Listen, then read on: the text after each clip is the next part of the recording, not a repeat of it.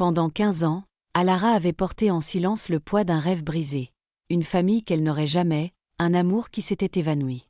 Mais voilà que son ex-mari décède, et contre toute attente, lui lègue ses biens. La curiosité l'amène au manoir d'Oakaven, une bâtisse couverte de lierre dont elle ignorait jusqu'à l'existence. Ce à quoi elle ne s'attendait pas, c'était de tomber sur une situation pour le moins tendue. Cet enfant vivait déjà dans la demeure, affirmant qu'elle leur revenait de droit. Et derrière leurs yeux effrayés se cachait une vérité que son ex-mari avait dissimulée pendant des années.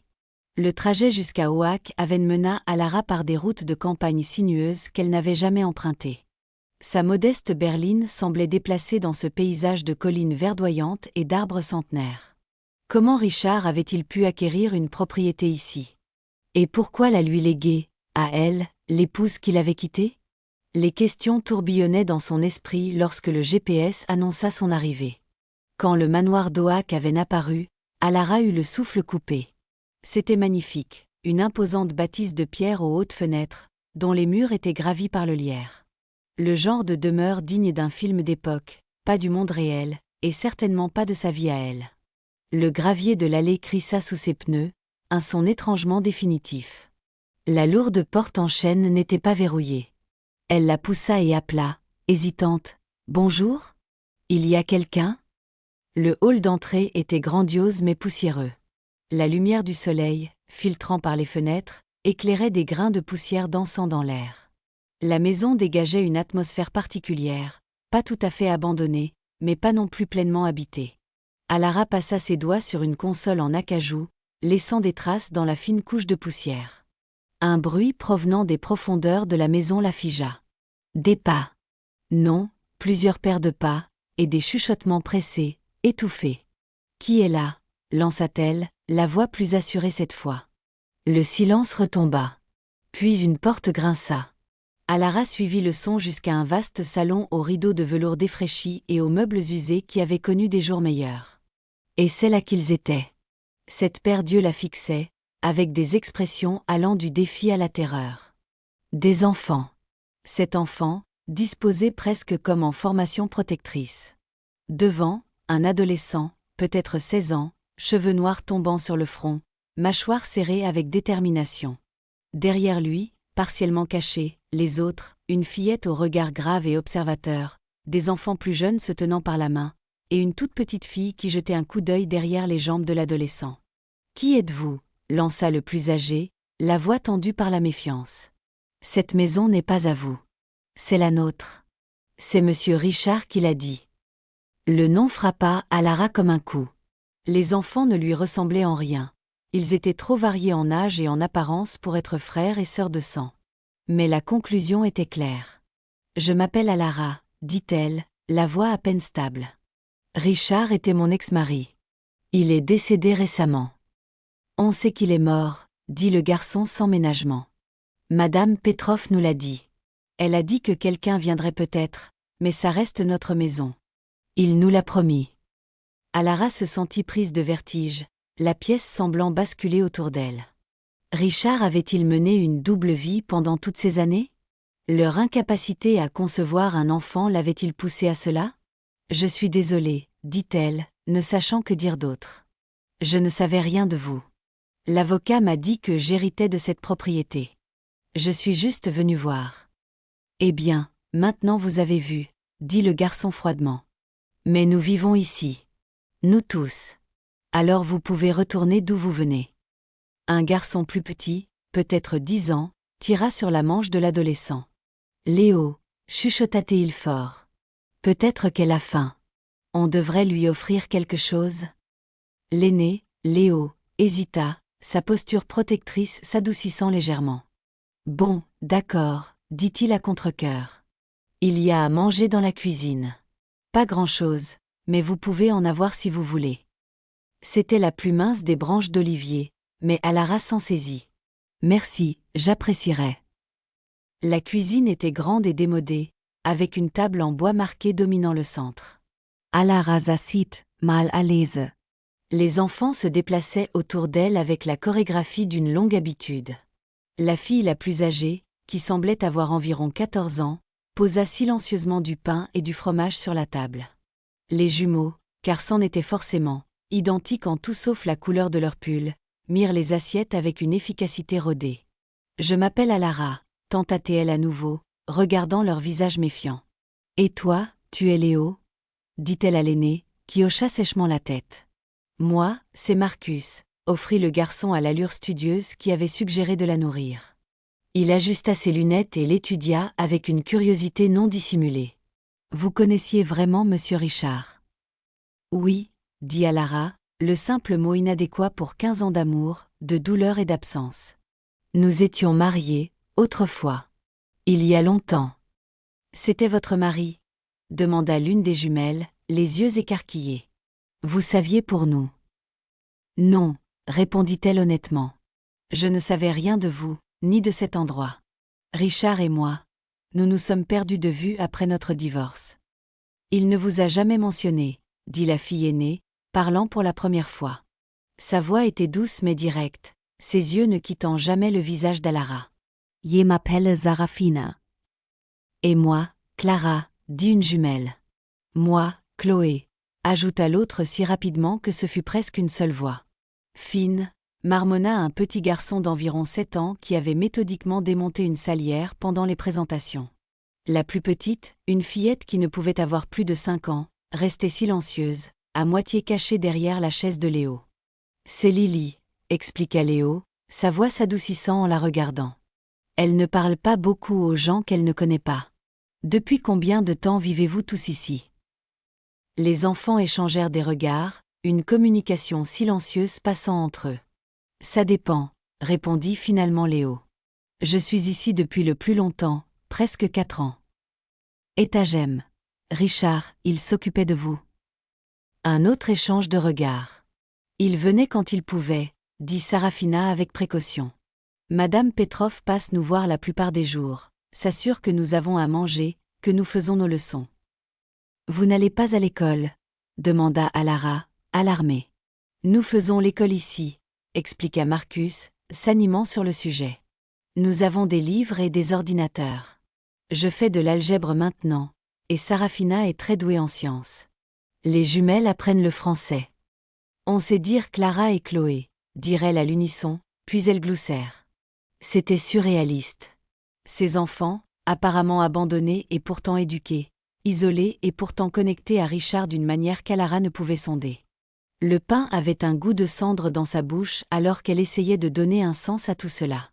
Où dormez-vous tous? Il y a assez de chambres? Demanda-t-elle, regardant autour de la vaste cuisine et pensant au reste de la maison qu'elle n'avait pas vu. Il y a plein de chambres, intervint Fine. J'ai la mienne, mais parfois j'ai peur et je dors avec Léo. N'importe quoi, protesta Léo, les joues rougissant légèrement. Si, c'est vrai, insista Fine. Alara observait l'interaction avec une perplexité croissante. Ils se comportaient comme des frères et sœurs, se taquinant, se protégeant, s'exaspérant mutuellement, et pourtant ils n'étaient clairement pas liés par le sang. « Quand avez-vous vu Monsieur Richard pour la dernière fois » demanda-t-elle avec précaution.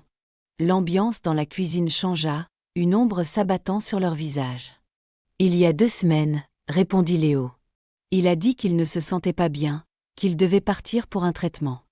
Il a promis qu'il reviendrait bientôt. » Sa voix se brisa légèrement sur le dernier mot, et il détourna le regard, la mâchoire serrée. « Je pense, dit-elle lentement, que nous devrions appeler Madame Petrov. J'aimerais lui parler. »« Elle sera là demain, dit Sarafina, observant Alara avec une intensité troublante. Elle vient toujours le mardi avec les courses. »« Alors je reviendrai demain, décida Alara, se levant de table. L'idée de passer la nuit dans cette maison avec ces étrangers qui connaissaient Richard mieux qu'elle, maintenant, était écrasante. Y a-t-il un hôtel près d'ici où je pourrais loger? Il y a le Héron Bleu à environ 8 kilomètres, en retournant vers la ville, offrit Marcus. Monsieur Richard y a logé une fois quand il y a eu une panne de courant ici pendant 3 jours. Elle les remercia pour l'information et le maigre repas, promettant de revenir le lendemain. Alors qu'elle se tournait pour partir, la petite Lily sortit enfin de derrière la chaise de Léo, s'approchant d'Alara avec des pas hésitants. « Allez-vous nous faire partir » demanda-t-elle d'une petite voix claire. La question frappa Alara en plein cœur. Ses enfants la craignaient, craignait qu'elle ne leur enlève le seul foyer qu'ils connaissaient. Non, dit-elle doucement, s'accroupissant pour rencontrer les yeux de Lily. Je ne vous ferai pas partir. Je le promets. L'enfant étudia son visage un long moment, puis hocha la tête une fois, apparemment satisfaite, et se retira vers la présence protectrice de Léo. Alara conduisit jusqu'à l'auberge le Héron Bleu dans un état second, prit une chambre pittoresque au papier peint fleuri et s'assit sur le bord du lit, tremblante. Cet enfant vivant dans une maison que son ex-mari avait possédée, l'appelant Monsieur Richard. La peur et la confusion se mêlaient à une émotion plus sombre qu'elle hésitait à nommer, la jalousie. Richard avait en quelque sorte créé la famille qu'ils n'avaient pu avoir ensemble. Tandis qu'elle avait appris à vivre avec leur perte commune, il avait trouvé un autre moyen. Le sommeil la fuit cette nuit-là, son esprit tourbillonnant de questions. Le matin n'apporta aucune clarté, mais il apporta la détermination. Alara s'habilla avec soin, s'arrêta au magasin local pour acheter de vraies provisions. La cuisine d'Oak avait semblé dangereusement vide, et retourna au manoir, la voiture pleine de nourriture et la tête pleine de questions. Les enfants étaient mieux préparés à son arrivée cette fois. Léo ouvrit la porte avant qu'elle ne puisse frapper, regardant les sacs de courses avec surprise. « Vous êtes revenu ?» dit-il, comme s'il s'était à moitié attendu à ce qu'elle disparaisse comme un rêve étrange. « J'ai dit que je le ferais, » répondit simplement Alara. « Et j'ai apporté le petit déjeuner. Un vrai petit déjeuner, pas seulement du pain et du fromage. » Cela lui valut d'entrer, et bientôt la cuisine s'anima de l'odeur des crêpes et du bruit des voix d'enfants tandis qu'il mettait la table et versait du jus. C'était si domestique, si normal dans son chaos, qu'Alara pouvait presque oublier l'étrangeté de la situation. Presque. Comme promis, Madame Petroff arriva en milieu de matinée. C'était une femme âgée avec un fort accent d'Europe de l'Est et des yeux perçants qui prirent note de la présence d'Alara avec surprise mais sans alarme. « Vous devez être l'ex-femme, » dit-elle sans préambule. « Monsieur Richard a dit que vous pourriez venir si les choses tournaient mal avec sa santé. » « Il savait qu'il était malade ?» demanda Alara, surprise. L'avocat avait laissé entendre que la mort avait été soudaine. « Cancer, » dit Madame Petroff sans détour. « Très mauvais. Il a essayé des traitements, mais... » Elle secoua la tête. « Il a pris des dispositions pour les enfants, pour la maison. C'était un homme bon, Monsieur Richard. Compliqué, mais bon. Ses enfants. » commença Alara, baissant la voix pour qu'ils ne l'entendent pas dans la pièce voisine. Sont-ils les siens?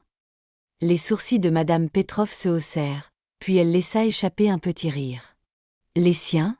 Non, non, pas par le sang. Ils sont les siens par choix, par le cœur. Chacun d'eux, il l'a trouvé. Chacun d'eux, il l'a sauvé. Alara fronça les sourcils. Ne comprenant pas. Sauvé de quoi? L'expression de Madame Petroff devint grave. De mauvais endroits, de mauvaises personnes. Certains de la rue, d'autres de foyers qui n'en étaient pas. L'esprit d'Alara tourbillonnait avec cette nouvelle information. Richard n'avait pas engendré ses enfants, il les avait secourus.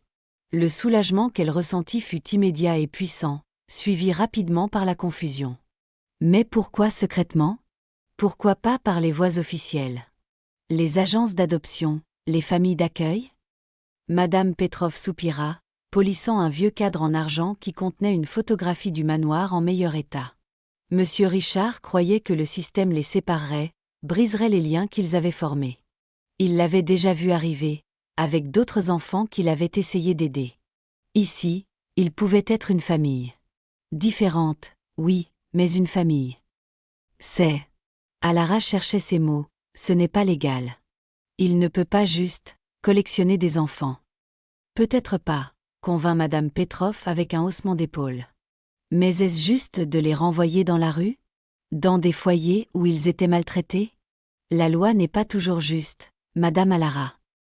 La complexité morale de la situation était vertigineuse. Richard avait enfreint la loi, certainement, mais avec les meilleures intentions. Il avait créé un havre pour des enfants qui n'avaient nulle part où aller. Et maintenant, Alara en était responsable. « Que suis-je censée faire maintenant ?» demanda-t-elle, plus à elle-même qu'à Madame Petroff. « Regardez dans votre cœur, » répondit la vieille femme. « Vous verrez ce qui est juste. Ces enfants, ils ont besoin d'eau à caverne. Ils ont besoin de quelqu'un pour continuer ce que Monsieur Richard a commencé. Avant qu'Alara ne puisse répondre, le bruit de pneus sur le gravier interrompit leur conversation. Par la fenêtre, elle vit une voiture noire coûteuse s'arrêter devant le manoir. Bartholomew Vance entra dans le manoir d'Oak Haven comme un homme qui en était déjà propriétaire, adressant à peine un regard dédaigneux à la présence d'Alara dans le hall. « Ah, vous devez être l'ex-femme, » dit-il en la regardant de haut. « Alara, n'est-ce pas ? Je suis Bartholomew Vance, le cousin de Richard. » Sa vraie famille, souligna-t-il le mot d'une manière qui rendait son sens clair. Elle était une étrangère. « Monsieur Vance, » répondit Alara, gardant une voix égale. « Oui, j'ai hérité d'Oak Haven de Richard. » Les yeux de Bartholomew se plissèrent légèrement. « Ainsi, j'en ai été informé. Une curieuse décision de la part de Richard. Une décision qui devra évidemment être réexaminée par les tribunaux. » En attendant. Son regard passa par-dessus elle, vers l'endroit où les enfants s'étaient rassemblés à l'entrée du salon, observant avec divers degrés de méfiance et d'hostilité. « Ah, dit-il, son ton dégoulinant de dédain. La collection. Le petit projet caritatif de Richard. Je dois dire que c'est une sacrée situation dont vous avez hérité. Ces garnements, ils ne peuvent absolument pas rester. La maison doit être vendue, liquidée. Je suis prêt à vous faire une offre équitable pour accélérer les choses. Bien sûr, en supposant que leur revendication ne soit pas une fiction élaborée. » Léo s'avança, se plaçant entre Bartholomew et les plus jeunes enfants. « Nous vivons ici, » dit-il fermement. « Monsieur Richard nous a donné sa parole. » Vraiment. Le sourire de Bartholomew était froid. « Et je suppose qu'il l'a mis par écrit ? A pris des dispositions légales ? » Non, quelle malchance. Il se tourna de nouveau vers Alara. « Vous voyez le problème.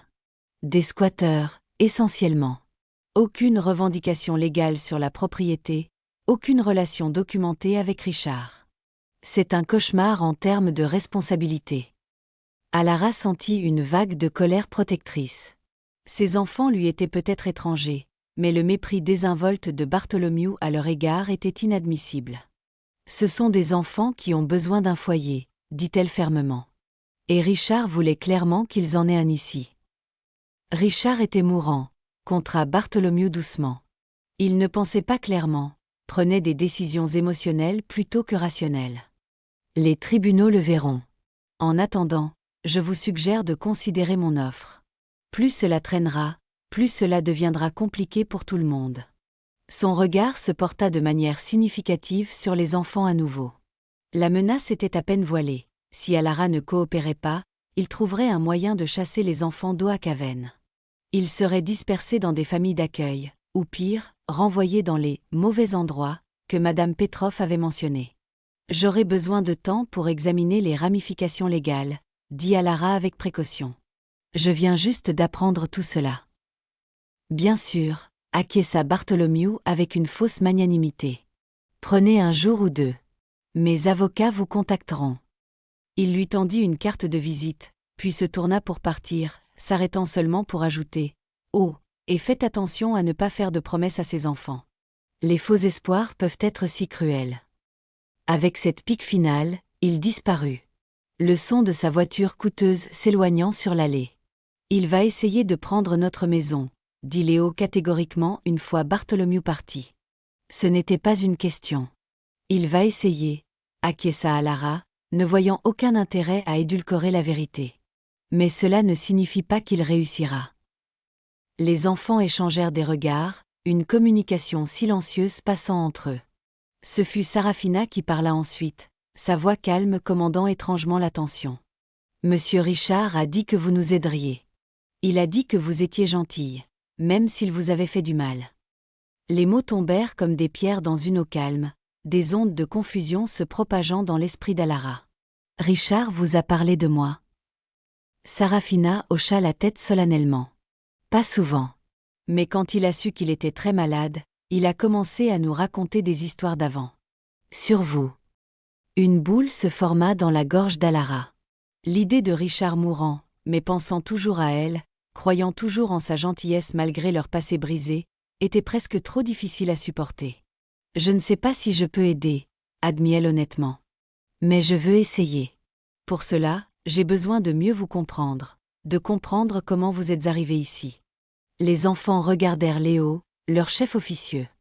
Il réfléchit un long moment, puis hocha la tête. Je vais vous montrer, dit-il simplement. Il mena Alara en haut du grand escalier jusqu'au premier étage du manoir, les autres enfants le suivant comme une étrange procession. Ils passèrent devant de nombreuses portes fermées avant que Léo ne s'arrête devant une qui ressemblait à toutes les autres. Il hésita, la main sur la poignée, puis la poussa. C'était le bureau de Richard. Alara le sut instantanément, même si elle n'avait jamais été dans cette maison auparavant. L'endroit portait son essence. Les livres reliés en cuir, le bureau antique, le stylo-plume posé juste comme il faut. Une vague de chagrin la frappa de manière inattendue. Voici la preuve tangible de la vie qu'il avait menée sans elle, les années qu'ils avaient passées séparés, l'homme qu'il était devenu en son absence. Monsieur Richard gardait des dossiers, expliqua Léo, se dirigeant vers le bureau. Sur nous tous. Où il nous avait trouvés, quelles étaient nos situations. Il disait que c'était important de tout documenter, au cas où quelqu'un remettrait en question notre droit d'être ici. Il ouvrit un tiroir et en sortit un portefeuille en cuir, le manipulant avec révérence. À l'intérieur se trouvaient des dossiers, soigneusement étiquetés avec le nom de chaque enfant. Vous pouvez les lire, dit Léo, passant le portefeuille à Alara. Ils expliquent tout. Les dossiers contenaient des documents officiels, actes de naissance, dossiers médicaux, relevés de notes à côté des notes personnelles de Richard. Au fur et à mesure qu'Alara lisait, l'image devenait plus claire et plus déchirante.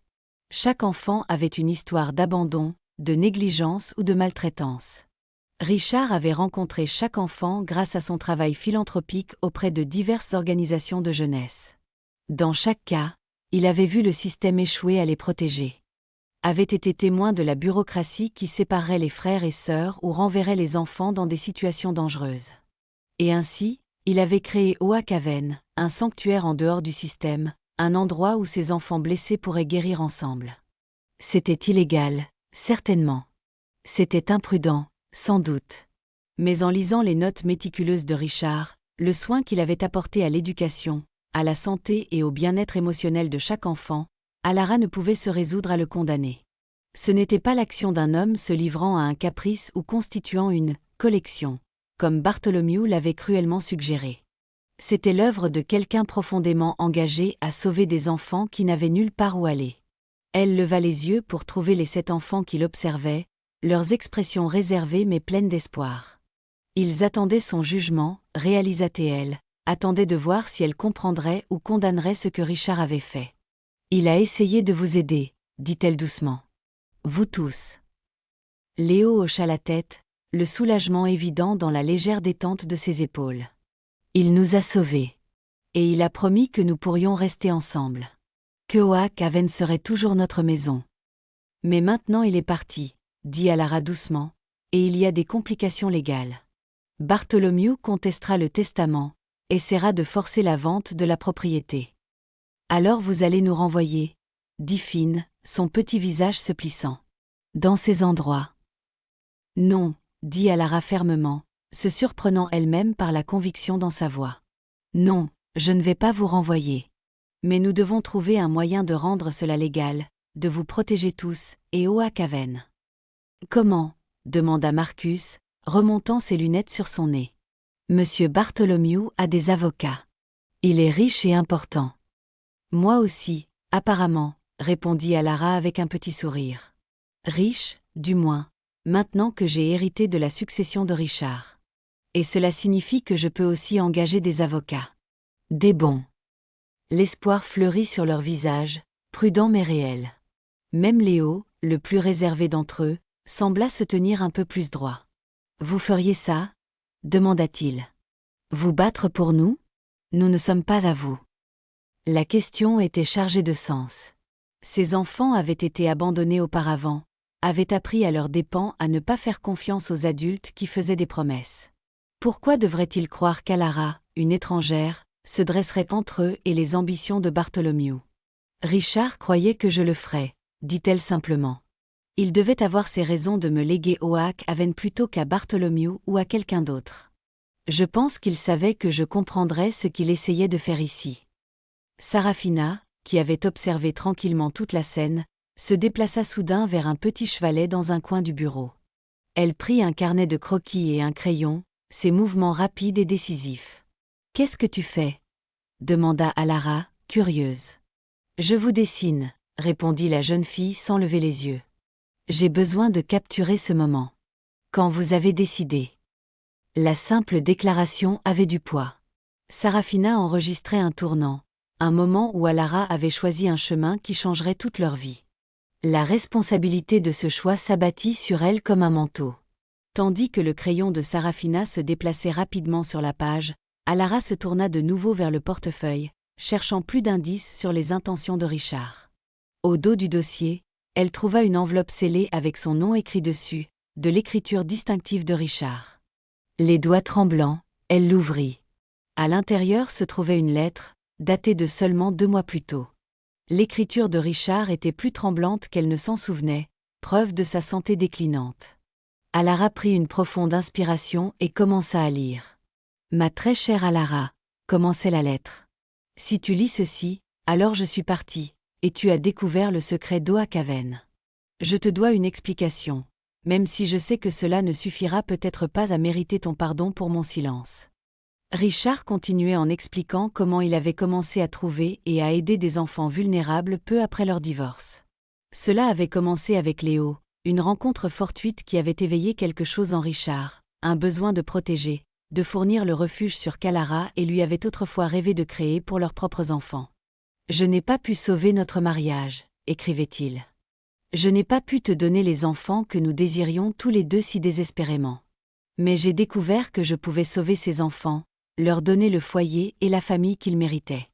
C'est devenu mon but, ma rédemption. » Il expliquait sa peur que le système légal ne sépare les enfants, renvoyant certains dans des situations dangereuses, envoyant d'autres dans le labyrinthe des familles d'accueil.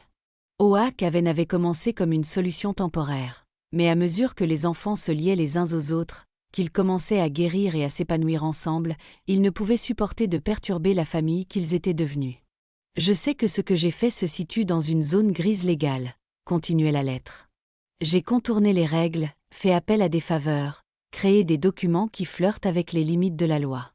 Je ne suis pas fier de ces méthodes, mais je suis fier des résultats. Ces enfants sont en sécurité, ils sont aimés, ils sont une famille les uns pour les autres maintenant. » Les derniers paragraphes étaient les plus difficiles à lire, remplis de regrets pour leur mariage brisé et d'espoir pour l'avenir des enfants qu'il laisserait derrière lui. « Je te lègue Oakaven et tout le reste, Alara, parce que je sais que tu comprendras ce dont ces enfants ont besoin, même si tu n'approuves pas la façon dont je les ai réunis. Tu as toujours eu le plus grand cœur de tous ceux que j'ai connus. Ce cœur s'est brisé lorsque nous n'avons pas pu avoir d'enfants. Peut-être que le destin, dans sa curieuse manière, t'a mené ici pour être la force qui m'a parfois manqué, pour être la véritable gardienne que ces enfants méritent. » La lettre se terminait simplement par « Avec un amour durable et l'espoir de ton pardon, Richard. » Alara baissa la lettre, consciente des larmes qui coulaient sur son visage. Les enfants la regardaient en silence solennel, même la petite Lily semblant comprendre la gravité du moment. « Il vous aimait, » dit Sarafina doucement, continuant de dessiner. « Pas seulement avant. À la fin aussi. »« Oui, » acquiesça Alara, la voix étranglée par l'émotion. « Je crois qu'il m'aimait. » À sa manière, Richard avait créé la famille qu'ils n'avaient pu avoir ensemble. Et maintenant, il lui avait confié cette famille. Le poids de la responsabilité était énorme. Alara n'avait aucun droit légal à la tutelle, aucune expérience en tant que parent, aucune idée de comment mener la bataille qui s'annonçait. Mais en regardant leur visage, l'espoir prudent de Léo, l'intensité calme de Sarafina, l'intelligence de Marcus, l'inquiétude synchronisée des jumelles, la peur transparente de Finn, la confiance solennelle de Lily, elle sut qu'elle devait essayer. « Nous avons besoin d'un plan, » dit-elle, redressant les épaules. « Bartholomew n'abandonnera pas facilement, et nous devons établir une protection légale pour vous tous le plus rapidement possible. » « Quel genre de plan ?» demanda Léo, son leadership naturel s'affirmant. « D'abord, nous avons besoin d'un bon avocat, quelqu'un spécialisé en droit de la famille et en succession. Ensuite, nous devons tout documenter, les intentions de Richard, vos histoires, les soins que vous avez reçus ici. Nous devons monter un dossier pour vous garder ensemble à Oakaven. Marcus hochait la tête avec enthousiasme. Je peux aider avec les recherches, offrit-il. Je suis bon pour trouver des informations en ligne. Et je peux montrer ce qu'Oakaven signifie pour nous, ajouta Sarafina, tournant son carnet de croquis pour révéler un portrait saisissant d'Alara, son expression capturée au moment de la décision, détermination et compassion mêlées dans ses yeux. Nous aiderons tous, déclara Clara, Chloé hochant la tête en accord. Je peux réparer des choses. Se porta volontaire fine. Je suis bon pour réparer les trucs cassés. Seule Lily resta silencieuse, mais elle se déplaça aux côtés d'Alara et glissa une petite main dans la sienne, un geste de confiance qui en disait long. Alara serra doucement la petite main, une promesse sans mots. Alors, nous sommes d'accord, dit-elle. Nous nous battons pour Oakaven. Ensemble. Au moment où les mots quittaient sa bouche, un grand fracas en bas brisa le moment. Les enfants se tendirent, la peur traversant leur visage. Qu'est-ce que c'était ?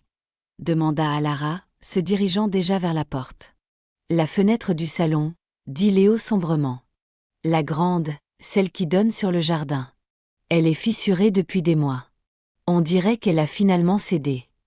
Ils se précipitèrent en bas pour trouver du verre éparpillé sur le sol du salon, une rafale de vent faisant flotter les rideaux défraîchis. La fenêtre cassée n'était qu'un signe de plus de la détérioration d'Oakaven. Un toit qui fuyait avait laissé des taches d'eau au plafond, le système de chauffage ne fonctionnait que par intermittence, et le garde-manger était presque vide malgré les livraisons régulières de Madame Petroff. Monsieur Richard allait tout réparer, expliqua Marcus pendant qu'il balayait le verre. Mais ensuite il est tombé malade, et il n'y avait jamais assez d'argent. Jamais assez d'argent ? Répéta Alara, confuse. Mais Richard était riche. Sa succession vaut des millions. Les enfants échangèrent à nouveau des regards, leur système de communication silencieux en action. Il disait que l'argent était compliqué, répondit finalement Léo. Qu'il y avait des problèmes pour y accéder. C'est pourquoi il ne pouvait pas être ici tout le temps. Il devait travailler pour que tout continue. Une autre pièce du puzzle se mit en place. Richard protégeait ses actifs, mettant probablement en place le cadre juridique pour tout laisser à Alara tout en tenant Bartholomew à distance. Eh bien, l'argent n'est plus compliqué, dit Alara fermement. Il est à moi maintenant. Et nous allons l'utiliser pour prendre soin d'Oakaven et de vous tous. Ce soir-là, alors qu'ils mangeaient un repas simple ensemble dans la cuisine, les plans commencèrent à prendre forme. Marcus avait déjà trouvé plusieurs avocats en droit de la famille très bien notés dans la ville la plus proche. Léo avait compilé une liste des réparations les plus urgentes nécessaires autour du manoir. Les jumelles avaient inventorié le garde-manger et créé une liste de courses complète. Même Finn avait contribué, présentant à Alara une carte soigneusement dessinée des terrains d'Oakaven, avec une étoile marquant ce qu'il appelait son « coin spécial pour réfléchir » près du petit étang. En les regardant travailler ensemble, Alara ressentit un sentiment croissant d'admiration. Ses enfants avaient survécu à des épreuves inimaginables, et pourtant ils restaient résilients, ingénieux et farouchement loyaux les uns envers les autres. Plus tard, après que les plus jeunes enfants furent couchés, Alara se retrouva assise avec Léo sur le large porche d'entrée du manoir. « Pourquoi faites-vous vraiment ça ?»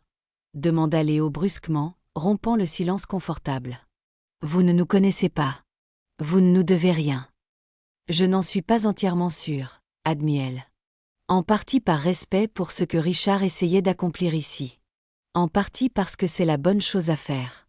Vous méritez tous un foyer stable, et Oakaven l'est pour vous. » Elle marqua une pause, puis ajouta plus doucement. « Et en partie, c'est égoïste, je suppose.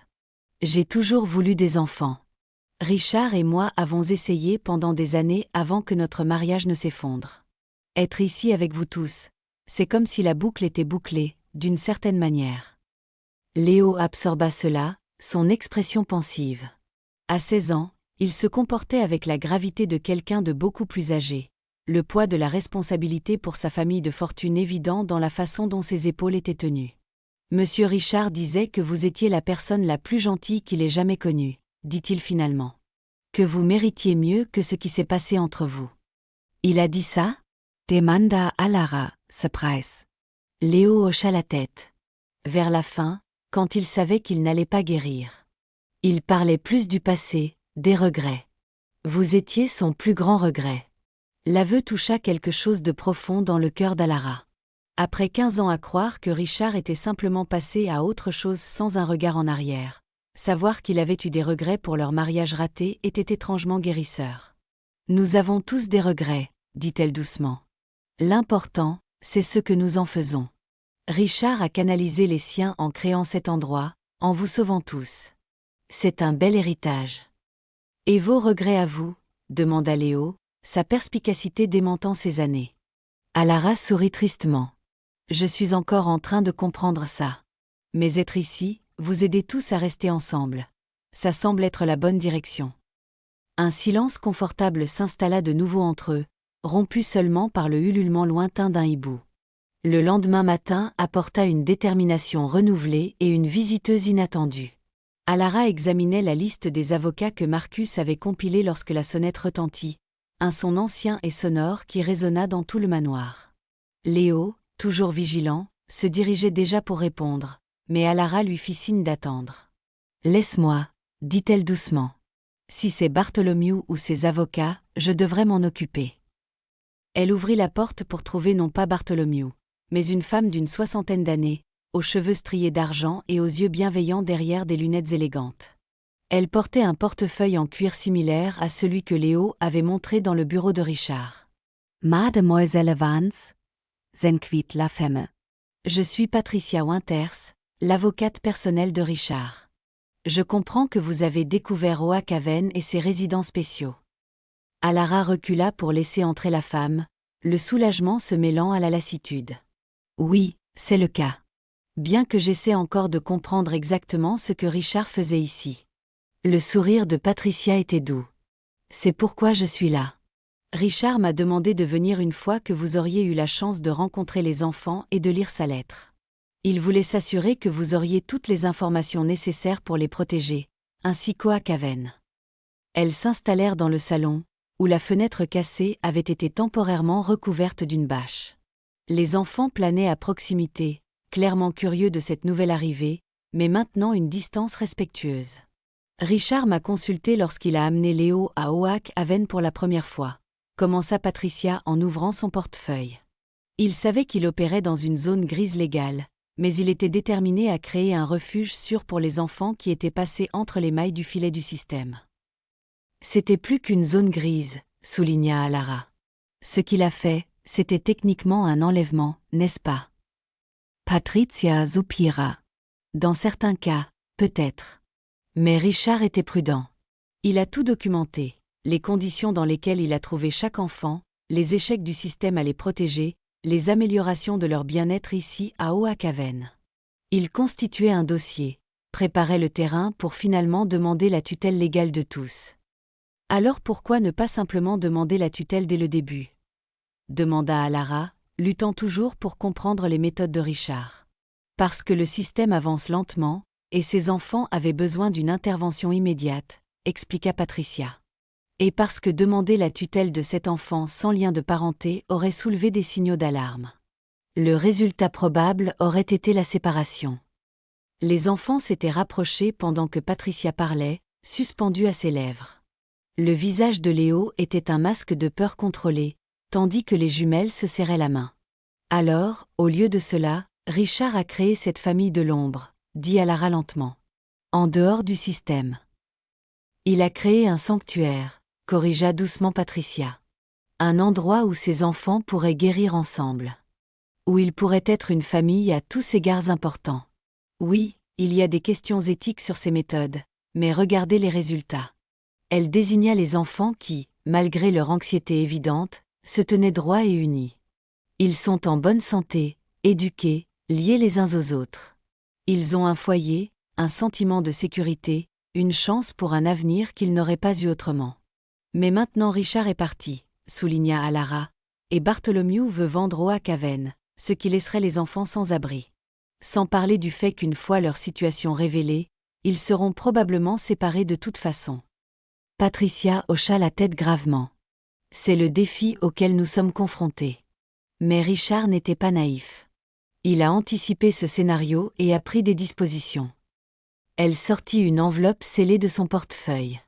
Ceci contient la stratégie juridique complète de Richard, y compris la documentation dont vous aurez besoin pour demander la tutelle des 7 enfants. Alara cligna des yeux, surprise. La tutelle? Moi? Mais je n'ai aucun lien de parenté avec eux.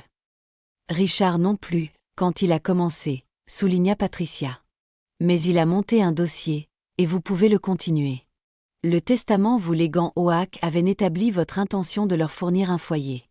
La documentation de Richard prouve leur besoin de stabilité et les liens qu'ils ont formés.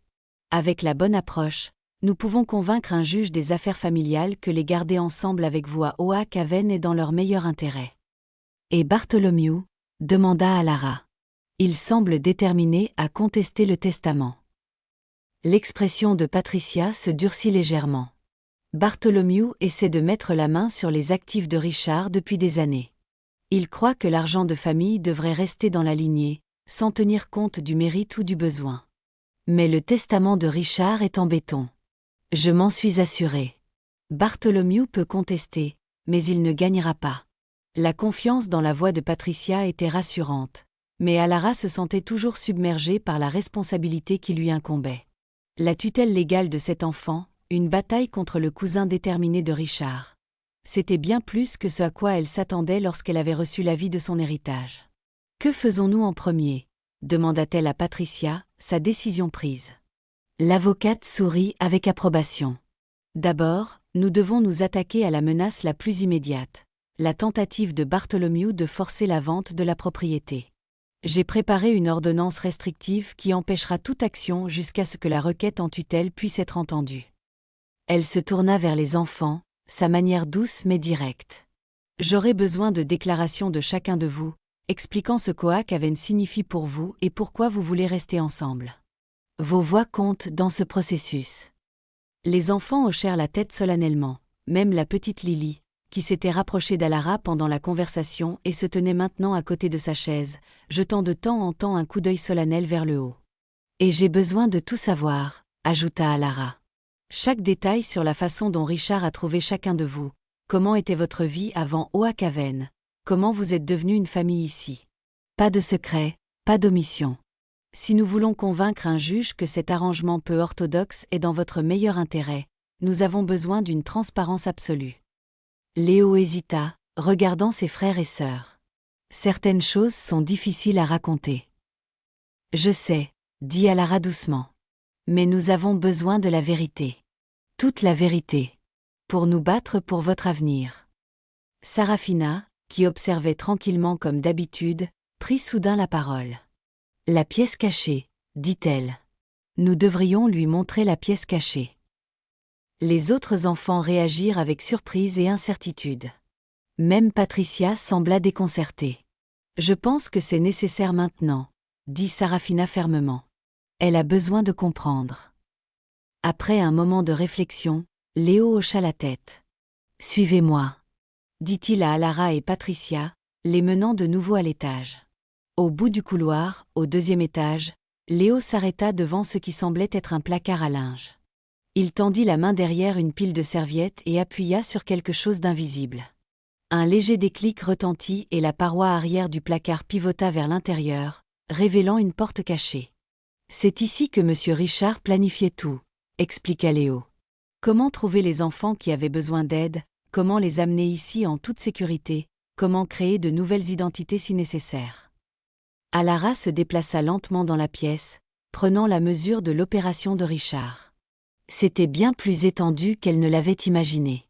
Il n'était pas seulement tombé sur cet enfant dans le besoin. Il avait créé une approche systématique pour identifier et secourir les plus vulnérables. Une section du mur était dédiée à chaque enfant actuellement à Oak Haven. Alara étudia les premières photographies de Léo, un garçon maigre aux yeux caves vivant sous un pont. Des rapports de travailleurs sociaux qu'il avait perdus de vue après qu'il se fût enfui d'une famille d'accueil abusive. Et enfin, des images de lui à Oak Haven, se transformant progressivement en le jeune homme fort et protecteur qui se tenait à ses côtés maintenant. Une documentation similaire existait pour chaque enfant. Sarafina, exploitée par des parents qui utilisaient son talent artistique pour susciter la sympathie et des dons dans la rue.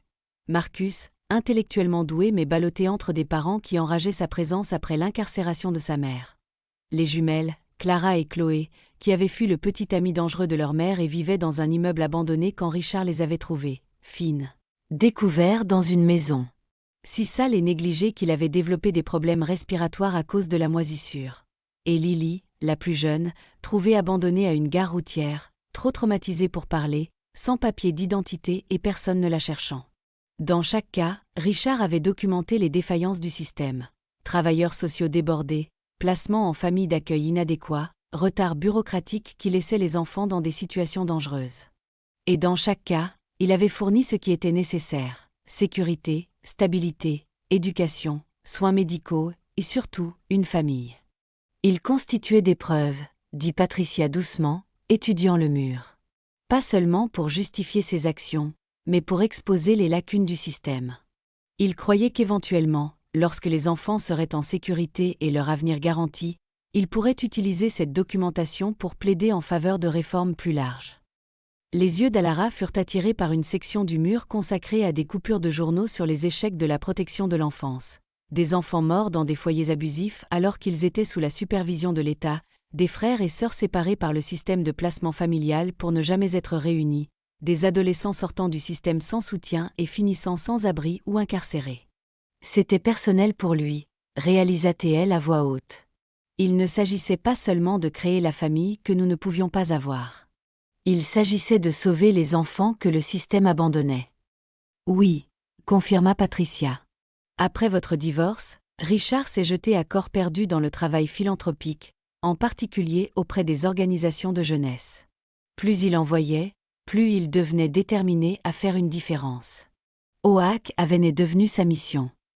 Alara se dirigea vers le bureau au centre de la pièce, où un journal relié en cuir était ouvert. L'écriture de Richard remplissait les pages, des entrées datées et méticuleuses. Elle commença à lire, la compréhension s'épanouissant à mesure qu'elle absorbait ses mots.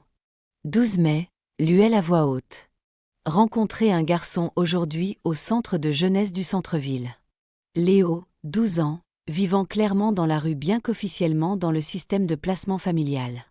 Quand je me suis approchée, il s'est enfui. Sa peur était palpable. Je l'ai suivi à distance et j'ai découvert qu'il dormait sous le pont de Westridge. J'ai fait des recherches sur son cas. Son dossier montre 3 placements antérieurs en famille d'accueil, le dernier s'étant terminé lorsqu'il s'est enfui après des violences physiques présumées. L'enquête n'a pas été concluante faute de preuves suffisantes. Le système l'a essentiellement abandonné. Je ne peux pas. Elle tourna la page, continuant à lire des entrées documentant la manière dont Richard avait progressivement gagné la confiance de Léo, sa découverte du manoir d'Oak Haven à vendre, sa décision de créer un refuge sur en dehors de la portée du système. 3 juin, lut-elle. Amener Léo à Oak Haven aujourd'hui. Son incrédulité était déchirante. Il n'arrêtait pas de demander quand je le renverrais, ce que je voulais de lui en retour pour un abri. La confiance prendra du temps, mais le voir dormir dans un vrai lit, manger un repas complet sans crainte, commencer à se détendre, même marginalement. Je sais que c'est juste. Certains actes de justice doivent exister en dehors de la loi lorsque la loi elle-même fait défaut à ceux qu'elle devrait protéger. Alara leva les yeux pour trouver Léo qui la regardait, son expression un mélange complexe de vulnérabilité et de défi. « Il m'a sauvée », dit Léo simplement. « S'il ne m'avait pas trouvée, je serais probablement mort ou en prison maintenant. Pareil pour nous tous. Il nous a donné une chance que personne d'autre ne voulait nous donner. » Le poids de la mission de Richard, et maintenant sa responsabilité de la continuer, s'installa plus fermement sur les épaules d'Alara. « Il y a plus », dit Patricia, se dirigeant vers un classeur dans le coin. Elle en sortit un dossier épais et le tendit à Alara. Les plans d'urgence de Richard. Il savait que sa santé déclinait, savait que Bartholomew contesterait le testament. Ce soir-là, alors que les enfants aidaient à préparer le dîner dans la cuisine, un repas bien plus substantiel que leur précédent pain et fromage, Alara observa le rythme naturel qu'ils avaient développé. Léo supervisait, attribuant les tâches avec l'autorité désinvolte d'un frère aîné. Sarafina mettait la table avec une précision artistique. Marcus mesurait les ingrédients avec une exactitude scientifique. Les jumelles travaillaient en parfait tandem, l'une lavant les légumes pendant que l'autre les coupait. Finn filait entre tous, allant chercher des objets sur les étagères hautes ou dans les placards bas. Même la petite Lily contribuait, pliant soigneusement les serviettes en triangle et les plaçant à côté de chaque assiette. Ils étaient une famille à tous égards importants. L'idée qu'ils soient séparés, dispersés dans différents placements au sein du système, était insupportable. Alors qu'ils se rassemblaient autour de la table, un moment de silence gêné s'installa. Autrefois, c'était toujours Richard qui s'asseyait en bout de table, qui guidait leur routine du soir.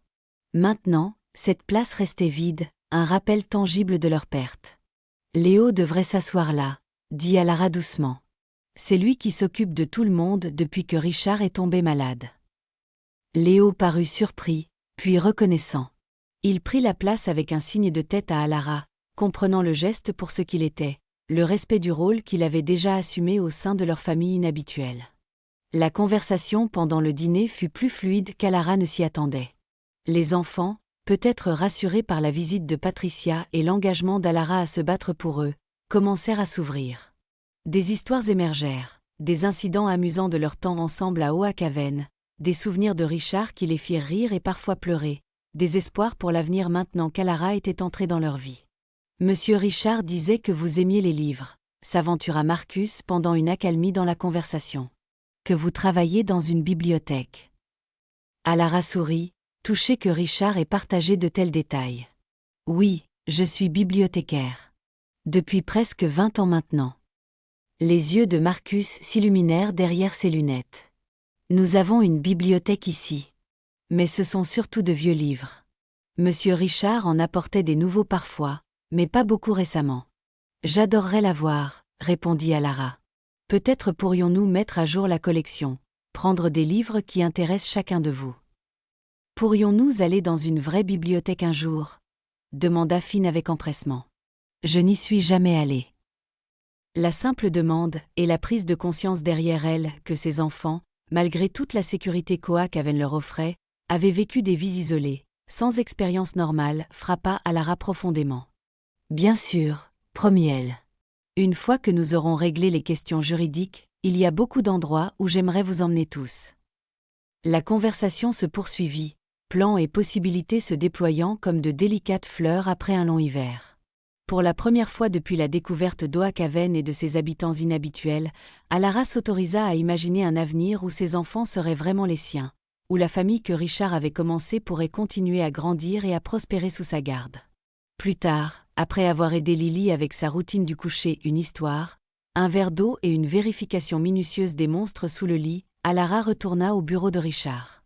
Elle s'assit à son bureau, passant ses doigts sur le bois lisse, et ouvrit le tiroir central. À l'intérieur, à côté de stylos et de trombones, se trouvait une petite boîte en velours. Curieuse, elle l'ouvrit pour trouver un médaillon, doré et antique, sur lequel était gravé un seul mot, espoir.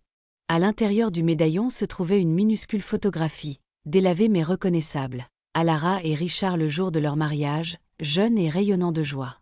Les larmes emplirent ses yeux alors qu'elle fermait le médaillon et le serrait fort dans sa paume.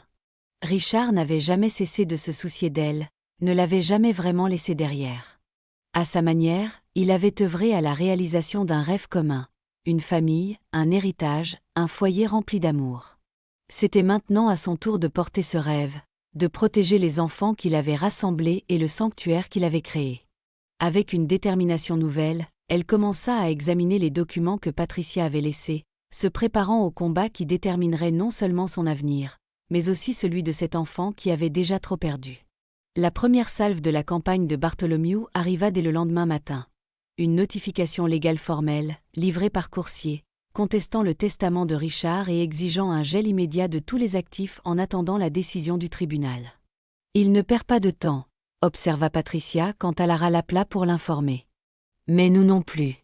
J'ai déjà déposé notre requête pour la tutelle temporaire d'urgence des enfants. Cela établira au moins votre droit légal de vous occuper d'eux pendant que la contestation du testament se poursuit. » Les jours qui suivirent se transformèrent en un tourbillon de préparation juridique. Patricia emménagea pratiquement à Oakaven, transformant le salon en une salle de guerre improvisée. Des travailleurs sociaux devaient venir évaluer les enfants et leur situation de vie.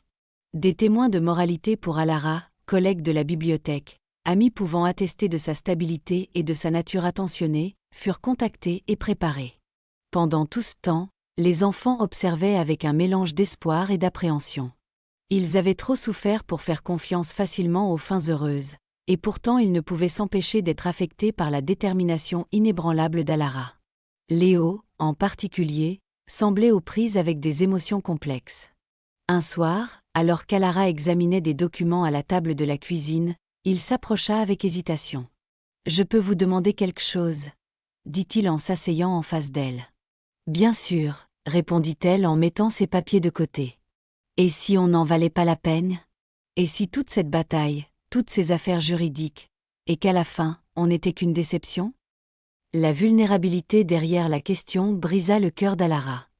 Combien de fois ce garçon avait-il été amené à se sentir indigne qu'on se batte pour lui ? « Léo, dit-elle doucement, la valeur n'est pas quelque chose que tu dois mériter. Elle est inhérente. Vous tous, vous valez chaque parcelle de cet effort, simplement parce que vous existez.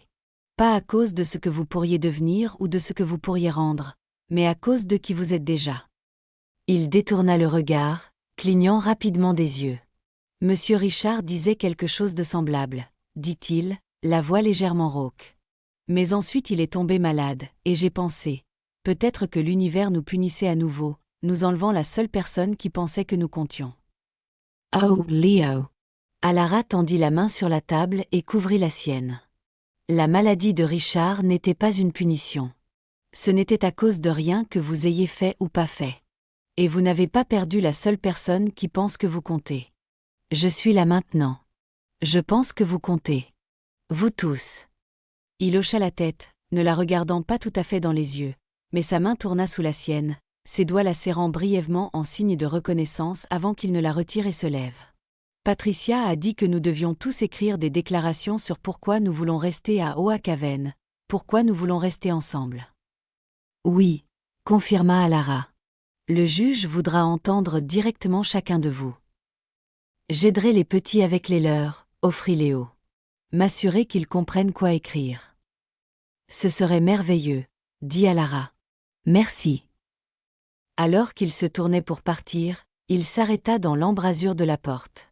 Alara, je pense que monsieur Richard avait raison à votre sujet. Avant qu'elle ne puisse répondre, il était parti. Mais ces mots restèrent, la réchauffant de l'intérieur. Ces liens timides, ces petits moments de confiance, étaient précieux au-delà de toute mesure. Les jours suivants apportèrent d'autres manœuvres juridiques de la part de Bartholomew. Il engagea un détective privé pour enquêter sur le passé d'Alara, cherchant toute information susceptible de la disqualifier en tant que tutrice potentielle. Il donna des interviews aux médias locaux, dépeignant Richard comme mentalement instable dans ses derniers mois et les enfants comme des squatteurs opportunistes profitant de la générosité d'un homme mourant. Patricia contra chaque manœuvre avec habileté, obtenant une ordonnance de non-communication pour empêcher tout dénigrement public supplémentaire et déposant des requêtes pour protéger la vie privée des enfants. Mais la pression montait, et la tension commençait à se faire sentir sur tout le monde à Oak-Haven. Les plus jeunes enfants devinrent collants, craignant la séparation. Finn fit des cauchemars, se réveillant en hurlant à propos des « méchants hommes venant nous emmener ». Lily se réfugia dans un mutisme sélectif, ne communiquant que par des hochements de tête. Même les jumelles, habituellement imperturbables, semblaient abattues, leur bavardage synchronisé remplacé par des chuchotements inquiets. Alara fit de son mieux pour les protéger du pire de la bataille juridique, maintenant des routines et créant des moments de normalité au milieu du chaos. Elle lisait des histoires tous les soirs, aidait aux devoirs, organisait des projets artistiques et encourageait les jeux en plein air lorsque le temps le permettait. Mais l'ombre de l'incertitude planait sur Oak-Haven, impossible à dissiper complètement. L'audience préliminaire pour déterminer la tutelle temporaire était prévue pour un jeudi matin. Alara passa la nuit précédente dans le bureau de Richard, répétant son témoignage, imaginant chaque question que le juge pourrait poser, chaque argument que les avocats de Bartholomew pourraient présenter. Le matin se leva clair et frais, une belle journée d'automne qui démentait la tension qui étreignait la maisonnée. Alara s'habilla avec soin, voulant projeter responsabilité et stabilité. Les enfants se rassemblèrent dans le hall pour la voir partir, une ligne solennelle de Léo à la petite Lily, qui serrait un dessin qu'elle avait fait pour le juge. Rappelez-vous ce que Patricia a dit. Leur dit doucement Alara. Vous n'avez pas à vous soucier des détails juridiques. Le juge a juste besoin de savoir que vous êtes en sécurité et heureux ici, que vous voulez rester ensemble. Et si le juge s'en fiche de ce qu'on veut ? Demanda Marcus, exprimant la peur qu'ils partageaient tous. Et s'il suit juste les règles ? Alors nous ferons appel, dit Alara fermement. Nous continuerons à nous battre. Ce n'est que la première étape, pas le dernier mot. Léo s'avança, surprenant tout le monde en donnant à Alara une étreinte rapide et maladroite. Bonne chance, dit-il simplement, puis recula, embarrassé par sa propre démonstration d'émotion. Un par un, les autres enfants offrirent leur propre version d'encouragement. Sarafina glissa un croquis dans la main d'Alara, les jumelles présentèrent des porte-bonheur assortis qu'elles avaient fabriqués. Marcus offrit des probabilités statistiques de succès étonnamment encourageantes, Finn lui donna une pierre qu'il jugeait super puissante, et Lily attacha silencieusement son dessin au dossier de documents d'Alara. Touchée au-delà des mots, Alara ne put que sourire à travers ses larmes en les remerciant et en promettant de revenir avec de bonnes nouvelles. Le palais de justice était imposant, tout en colonnes de marbre et en dignité solennelle. Patricia attendait sur les marches, mallette à la main, son expression confiante. « Prête ?» demanda-t-elle à l'approche d'Alara. « Aussi prête que je ne le serai jamais », répondit Alara en prenant une profonde inspiration. À l'intérieur, elles furent dirigées vers une salle d'audience plus petite où se déroulaient les affaires familiales. Bartholomew était déjà là, impeccablement vêtu et flanqué de 2 avocats qui respiraient la compétence coûteuse. Il adressa un signe de tête bref à Alara, son expression ne trahissant rien. La procédure commença par des présentations formelles et un résumé de l'affaire par la juge, une femme plus âgée aux yeux perçants et à l'attitude pragmatique. Les avocats de Bartholomew présentèrent leur cas en premier, arguant que Richard avait été mentalement compromis par sa maladie et ses médicaments, que sa décision de laisser sa succession à son ex-femme défiait toute explication logique, et que les enfants d'Oak avaient été essentiellement victimes du jugement déclinant de Richard et devaient être placés dans des familles d'accueil appropriées. Quand ce fut le tour de Patricia, elle démantela méthodiquement chaque argument. Elle présenta les évaluations médicales confirmant la compétence mentale de Richard lorsqu'il avait mis à jour son testament. Elle détailla les soins et la planification qui avaient présidé à la création d'Oak Haven comme sanctuaire pour enfants vulnérables, et de manière plus puissante, elle soumit les déclarations des enfants, chacune étant un témoignage de la famille qu'ils avaient formée et de leur désir de rester ensemble sous la tutelle d'Alara. Puis ce fut au tour d'Alara de témoigner.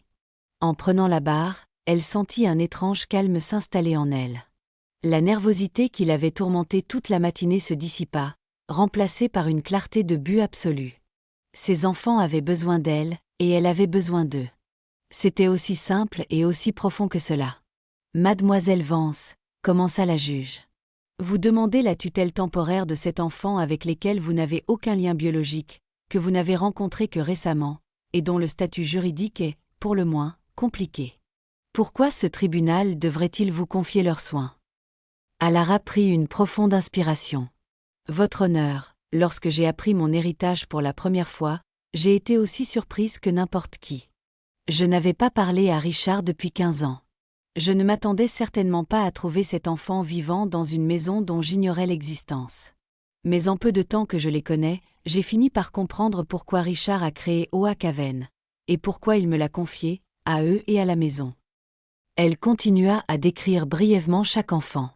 Elle expliqua les liens qu'ils avaient formés les uns avec les autres, la stabilité qu'Oak Haven leur offrait, et les progrès qu'ils avaient réalisés sur les plans scolaires et émotionnels depuis qu'ils avaient trouvé refuge là-bas. Ces enfants ont déjà été abandonnés par le système une fois. Ils ont déjà connu la séparation, la perte et le traumatisme.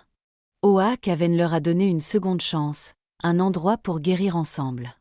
Je demande à ce tribunal de permettre à cette guérison de continuer, de les garder ensemble dans la maison qu'ils connaissent, avec une tutrice qui s'engage pour leur bien-être et leur avenir.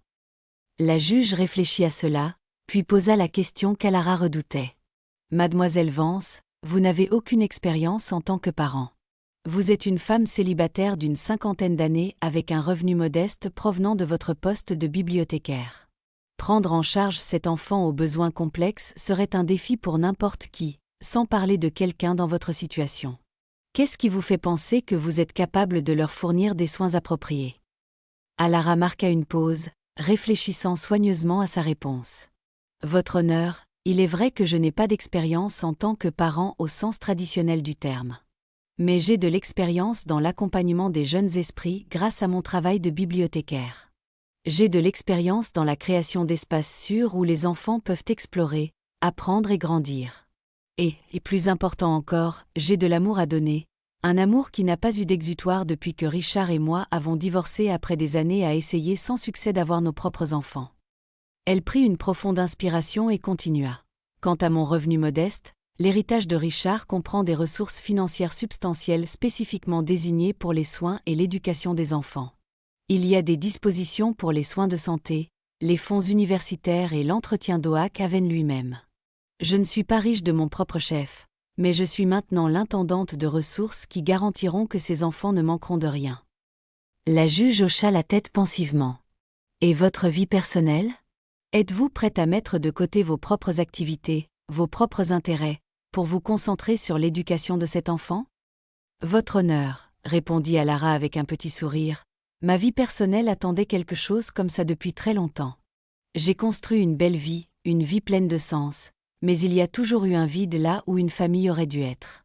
Ces enfants ont besoin de quelqu'un qui les mettra en premier, et je suis non seulement disposée, mais désireuse d'être cette personne. L'interrogatoire se poursuivit pendant près d'1 heure, les avocats de Bartholomew tentant de dépeindre Alara comme naïve au mieux, et opportuniste au pire. Ils suggérèrent qu'elle utilisait les enfants pour s'assurer l'héritage, que son intérêt pour eux s'estomperait une fois la succession fermement en sa possession, qu'elle idéalisait une responsabilité qu'elle ne pourrait absolument pas assumer. Pendant tout ce temps, Alara resta ferme, répondant à chaque question avec honnêteté et conviction.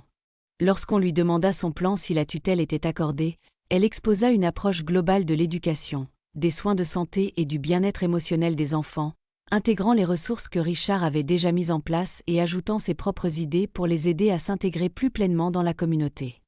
Finalement, la juge appela au plaidoirie final. Patricia prononça un plaidoyer passionné pour garder les enfants ensemble à Oak Haven avec Alara comme tutrice, soulignant le traumatisme que la séparation causerait et la stabilité que la continuation apporterait. L'avocat de Bartholomew comptera avec des arguments sur les procédures appropriées, le dangereux précédent de récompenser les activités extralégales de Richard, et l'importance de suivre les protocoles établis de protection de l'enfance. Alors que l'audience touchait à sa fin, Alara se souvint du dessin que Lily lui avait donné. Elle le sortit de son dossier et demanda si elle pouvait le soumettre comme dernière pièce à conviction. La juge. Intriguée, accepta.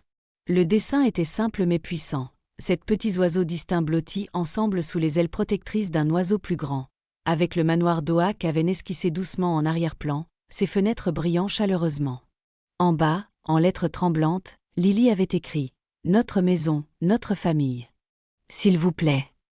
La juge étudia le dessin un long moment, son expression s'adoucissant presque imperceptiblement. Elle leva les yeux vers Alara, puis vers Bartholomew, puis de nouveau vers le dessin. « Je vais prendre cette affaire en délibéré », dit-elle finalement. Étant donné les circonstances inhabituelles et le bien-être de cet enfant en jeu, je ne vais pas me précipiter. Je rendrai ma décision sur la tutelle temporaire d'ici demain matin. Sur ce, l'audience fut ajournée. Alara se sentait épuisée mais prudemment optimiste en rassemblant ses affaires pour partir. Patricia lui serra le bras de manière encourageante. « Vous avez été merveilleuse », dit l'avocate. La juge écoutait. Vraiment écoutait. C'est la moitié de la bataille. Alors qu'elle se tournait pour partir, Bartholomew s'approcha, son expression indéchiffrable. « Alara », dit-il à voix basse. « Un moment. » Patricia parut méfiante mais fit signe à Alara d'y aller. Une fois qu'ils furent relativement seuls, Bartholomew parla. « Je suis prêt à vous faire une offre, » dit-il sans préambule. « Abandonnez cette demande de tutelle, acceptez de vendre Oak Haven, et je veillerai à ce que les enfants soient placés ensemble dans un foyer de groupe de haute qualité. De plus, vous recevrez un règlement généreux, disons 10 millions de dollars. Plus qu'assez pour vous mettre à l'aise pour la vie. » Alara le regarda, momentanément sans voix. « Vous pensez que je fais ça pour l'argent ?» réussit-elle finalement à dire. Bartholomew haussa élégamment les épaules. Tout le monde a son prix. J'essaie simplement de trouver le vôtre. L'offre est plus qu'équitable. Les enfants ne sont pas des marchandises à troquer, dit Alara, la colère montant. Et Oak Haven n'est pas seulement une propriété à liquider. C'est leur maison, leur refuge. Je ne le vendrai pour aucune somme. Soyez reasonable, Alara, insiste Bartholomew. Vous n'êtes pas équipé pour élever cet enfant traumatisé. Vous êtes bibliothécaire, pour l'amour de Dieu, pas une experte en protection de l'enfance. Finalement, vous serez dépassé, le fardeau deviendra trop lourd, et vous regretterez d'avoir refusé cette opportunité. Merci pour votre sollicitude, répondit froidement Alara. Mais je sais exactement dans quoi je m'engage. Et contrairement à vous, je vois ces enfants comme des personnes, pas des problèmes. Maintenant, si vous voulez bien m'excuser, je dois retourner à Oak Haven. Ma famille m'attend. Elle se tourna et s'éloigna, laissant Bartholomew la regarder avec des yeux plissés. Son offre n'avait fait que renforcer sa résolution. Il ne s'agissait plus d'argent, de propriété, ni même des souhaits de Richard. Il s'agissait de cet enfant qui méritait de rester ensemble, qui méritait un champion qui se battrait pour eux, quoi qu'il arrive. Quand Alara retourna à Oak Haven, elle trouva les enfants attendant anxieusement dans le salon, un espace qu'ils avaient transformé pendant son absence. La fenêtre cassée avait été correctement recouverte, les rideaux défraîchis remplacés par des couvertures aux couleurs joyeuses, et une bannière accrochée à la cheminée proclamait « Bienvenue à la maison, Alara », en lettres soigneusement peintes. « On voulait te surprendre », expliqua Marcus alors qu'elle contemplait les changements. « Pour te montrer qu'on se soucie aussi d'Oak Haven. Et on voulait que ce soit joli pour quand tu reviendrais avec de bonnes nouvelles », ajouta Clara. « Le juge doit décider d'ici demain matin », leur dit Alara, touchée par leurs efforts. Elle a écouté attentivement tout ce que nous avons présenté. Je pense que nous avons une bonne chance. Mais si elle dit non, demanda Finn d'une petite voix. Alara s'accroupit à son niveau, le regardant droit dans les yeux. Alors nous essaierons une autre approche. Nous ferons appel. Nous nous adapterons, nous continuerons à nous battre.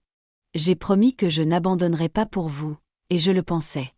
Finn étudia son visage, cherchant du réconfort. « Croix de bois, croix de fer » demanda-t-il en tendant son petit doigt. « Croix de bois, croix de fer » acquiesça solennellement Alara, joignant son doigt au sien. Ce soir-là, ils se rassemblèrent dans la cuisine comme d'habitude, mais l'atmosphère était chargée d'une anticipation nerveuse. Personne ne pouvait se concentrer sur les devoirs ou les activités normales. Au lieu de cela, ils finirent par un cercle d'histoires improvisées, chacun partageant un souvenir préféré de son temps à Oak Haven. Léo se souvint de la première nuit où Richard l'avait ramené à la maison, comment il avait eu trop peur pour dormir dans un vrai lit après des mois dans la rue, et comment Richard s'était simplement assis avec lui jusqu'à ce qu'il se sente assez en sécurité pour fermer les yeux. Sarafina se rappela avoir découvert les fournitures d'art que Richard avait achetées spécialement pour elle, reconnaissant son talent alors même qu'elle n'y croyait pas. Marcus décrivit le jour où Richard avait ramené un télescope, l'installant sur le toit du manoir pour qu'ils puissent étudier les étoiles ensemble.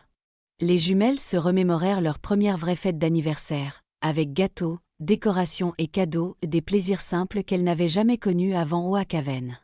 Finn parla d'apprendre à réparer des choses aux côtés de Richard, de la fierté qu'il avait ressentie lorsqu'il avait réparé son premier appareil. Même Lily contribua, chuchotant à Léo qui traduisit pour le groupe. Elle dit que son souvenir préféré, c'est quand les cauchemars ont cessé, quand elle a réalisé que les méchantes personnes ne pouvaient pas la trouver ici. « Et toi, Alara » demanda Marcus. « As-tu un souvenir préféré de Monsieur Richard » La question l'a pris au dépourvu. Ses souvenirs de Richard étaient compliqués, mêlés d'amour, de perte et de la douleur de leur divorce. Mais en regardant les visages expectatifs des enfants, elle sut qu'elle devait partager quelque chose de significatif. « Il y a eu un jour, » commença-t-elle lentement, « au début de notre mariage. Nous nous promenions dans le parc et nous avons rencontré une petite fille qui avait perdu sa mère. Elle pleurait, si effrayée. Richard est immédiatement allé vers elle, s'est agenouillé pour ne pas la dominer, et lui a parlé si gentiment. Il l'a fait rire à travers ses larmes, l'a gardée calme pendant que j'allais chercher un garde du parc. Quand nous l'avons réunie avec sa mère, le regard sur son visage. Alara sourit à ce souvenir. J'ai su alors quel père merveilleux il serait un jour. Ça ne s'est pas passé comme nous l'avions prévu, mais en vous regardant tous, je vois qu'il a trouvé son chemin vers la paternité, après tout. Les enfants absorbèrent ce bref aperçu d'un Richard qu'ils n'avaient jamais connu, le jeune homme plein d'espoir avant le cancer et les manœuvres juridiques compliquées, avant Oak-Haven lui-même. Cela créa un lien, un fil reliant leur vie avec Richard à sa vie antérieure avec Alara. L'heure du coucher approchait, personne ne semblait pressé de se séparer. Finalement, ils se retrouvèrent tous dans le salon, couvertures et oreillers étalés sur le sol pour une soirée pyjama improvisée. Ce n'était pas prévu, mais cela semblait juste. Tous ensemble, cette nuit d'incertitude, puisant du réconfort dans la présence des autres. Alara s'installa dans un fauteuil, veillant tandis que les enfants s'endormaient progressivement. Léo fut le dernier à succomber, ses instincts protecteurs luttant contre son épuisement. « Repose-toi un peu », lui dit doucement Alara. « Je te réveillerai s'il y a des nouvelles. » Il hocha la tête, permettant enfin à ses yeux de se fermer. Alara veillait sur sa famille de fortune, ses enfants qui avaient déjà conquis une partie de son cœur, et promit silencieusement de les protéger avec toutes les ressources à sa disposition. Le matin arriva avec une pâle lumière du soleil filtrant à travers les rideaux improvisés. Les enfants s'agitèrent immédiatement, alertes, se souvenant de l'importance de la journée. Patricia appela juste au moment où il finissait le petit déjeuner. Alara prit le téléphone dans le couloir, consciente de s'être perdue la suivant, le souffle retenu collectivement. Quand elle revint dans la cuisine, son expression révéla la nouvelle avant qu'elle ne puisse parler. Son sourire était radieux, ses yeux brillants de larmes de joie. « Le juge a accordé la tutelle temporaire », annonça-t-elle. « Vous pouvez tous rester à Oak-Haven avec moi comme tutrice pendant que les arrangements permanents sont réglés. » La cuisine explosa en acclamations, en larmes et en étreintes. Même Léo, habituellement si réservé, se joignit à la célébration, son soulagement palpable. Ce n'était pas une victoire finale. La bataille pour la tutelle permanente et la contestation du testament de Richard se profilaient encore. Mais c'était une première étape cruciale. Ils resteraient ensemble à Oak-Haven. Ils auraient le temps de devenir une vraie famille. Alors que la célébration se poursuivait autour d'elle, Alara sentit une petite main se glisser dans la sienne. Elle baissa les yeux pour trouver Lily la regardant avec des yeux solennels. « Merci », murmura la petite fille, s'adressant directement à Alara pour la première fois. « De t'être battue pour nous. » Alara s'accroupit, rencontrant Lily à hauteur des yeux. « Toujours », promit-elle doucement. « Je me battrai toujours pour vous. Pour vous tous. » Et à ce moment-là, Alara sut avec une certitude absolue qu'elle avait trouvé son but, sa famille, son foyer. Les semaines qui suivirent la décision de tutelle temporaire apportèrent à la fois des défis et des joies à Oak-Haven. Bartholomew, contrarié dans ses plans immédiats mais non découragé, changea de stratégie pour contester le testament lui-même, affirmant que Richard avait été indûment influencé par sa maladie et ses médicaments. Patricia assura à Alara que ses chances de succès étaient minimes étant donné les précautions prises par Richard, mais la bataille juridique continuait de couver en arrière-plan de leur vie quotidienne. Pendant ce temps, Oak-Haven lui-même subissait une transformation. Avec l'accès aux comptes de Richard désormais officialisé, Alara s'attaqua aux besoins les plus pressants du manoir. Le toit fut réparé, éliminant les fuites persistantes qui avaient taché les plafonds. Le système de chauffage fut révisé juste à temps pour l'hiver approchant. La fenêtre cassée du salon fut remplacée par un verre économe en énergie qui tenait les courants d'air à distance. Mais les changements les plus significatifs n'étaient pas physiques. C'étaient les changements subtils dans la dynamique alors qu'Alara et les enfants s'adaptaient à leur nouvelle réalité en tant que famille légale, bien que temporaire pour l'instant. Un soir, Alara trouva Léo assis seul sur les marches du porche, regardant les terrains d'Oak-Haven qui s'assombrissaient.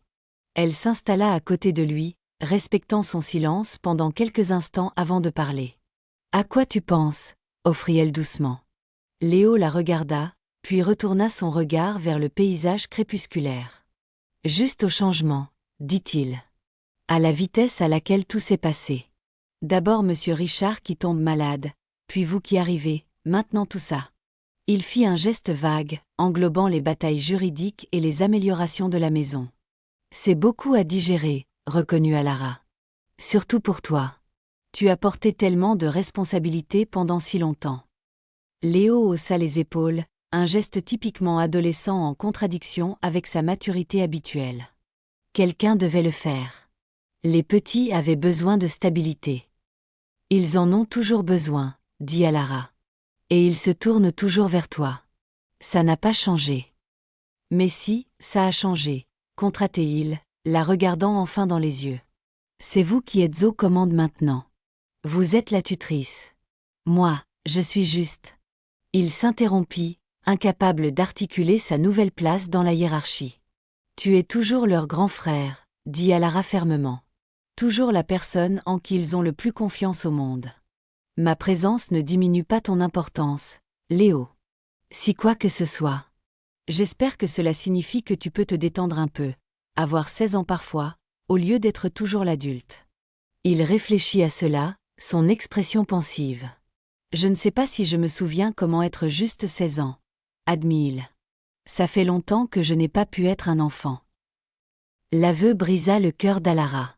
Ce garçon avait assumé des responsabilités d'adulte pendant des années, protégeant ses frères et sœurs de fortune lorsque les adultes de sa vie l'avaient abandonné à plusieurs reprises.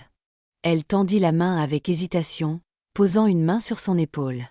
Peut-être qu'on peut trouver ça ensemble, suggéra-t-elle. Ce que font les jeunes de 16 ans normaux. Du sport, peut-être. Des amis de ton âge. Quels que soient tes intérêts. Léo ne se dégagea pas de son contact, ce qui ressemblait à un progrès. J'aimais le basket, avant, dit-il après un moment. Avant tout ça. J'étais plutôt bon.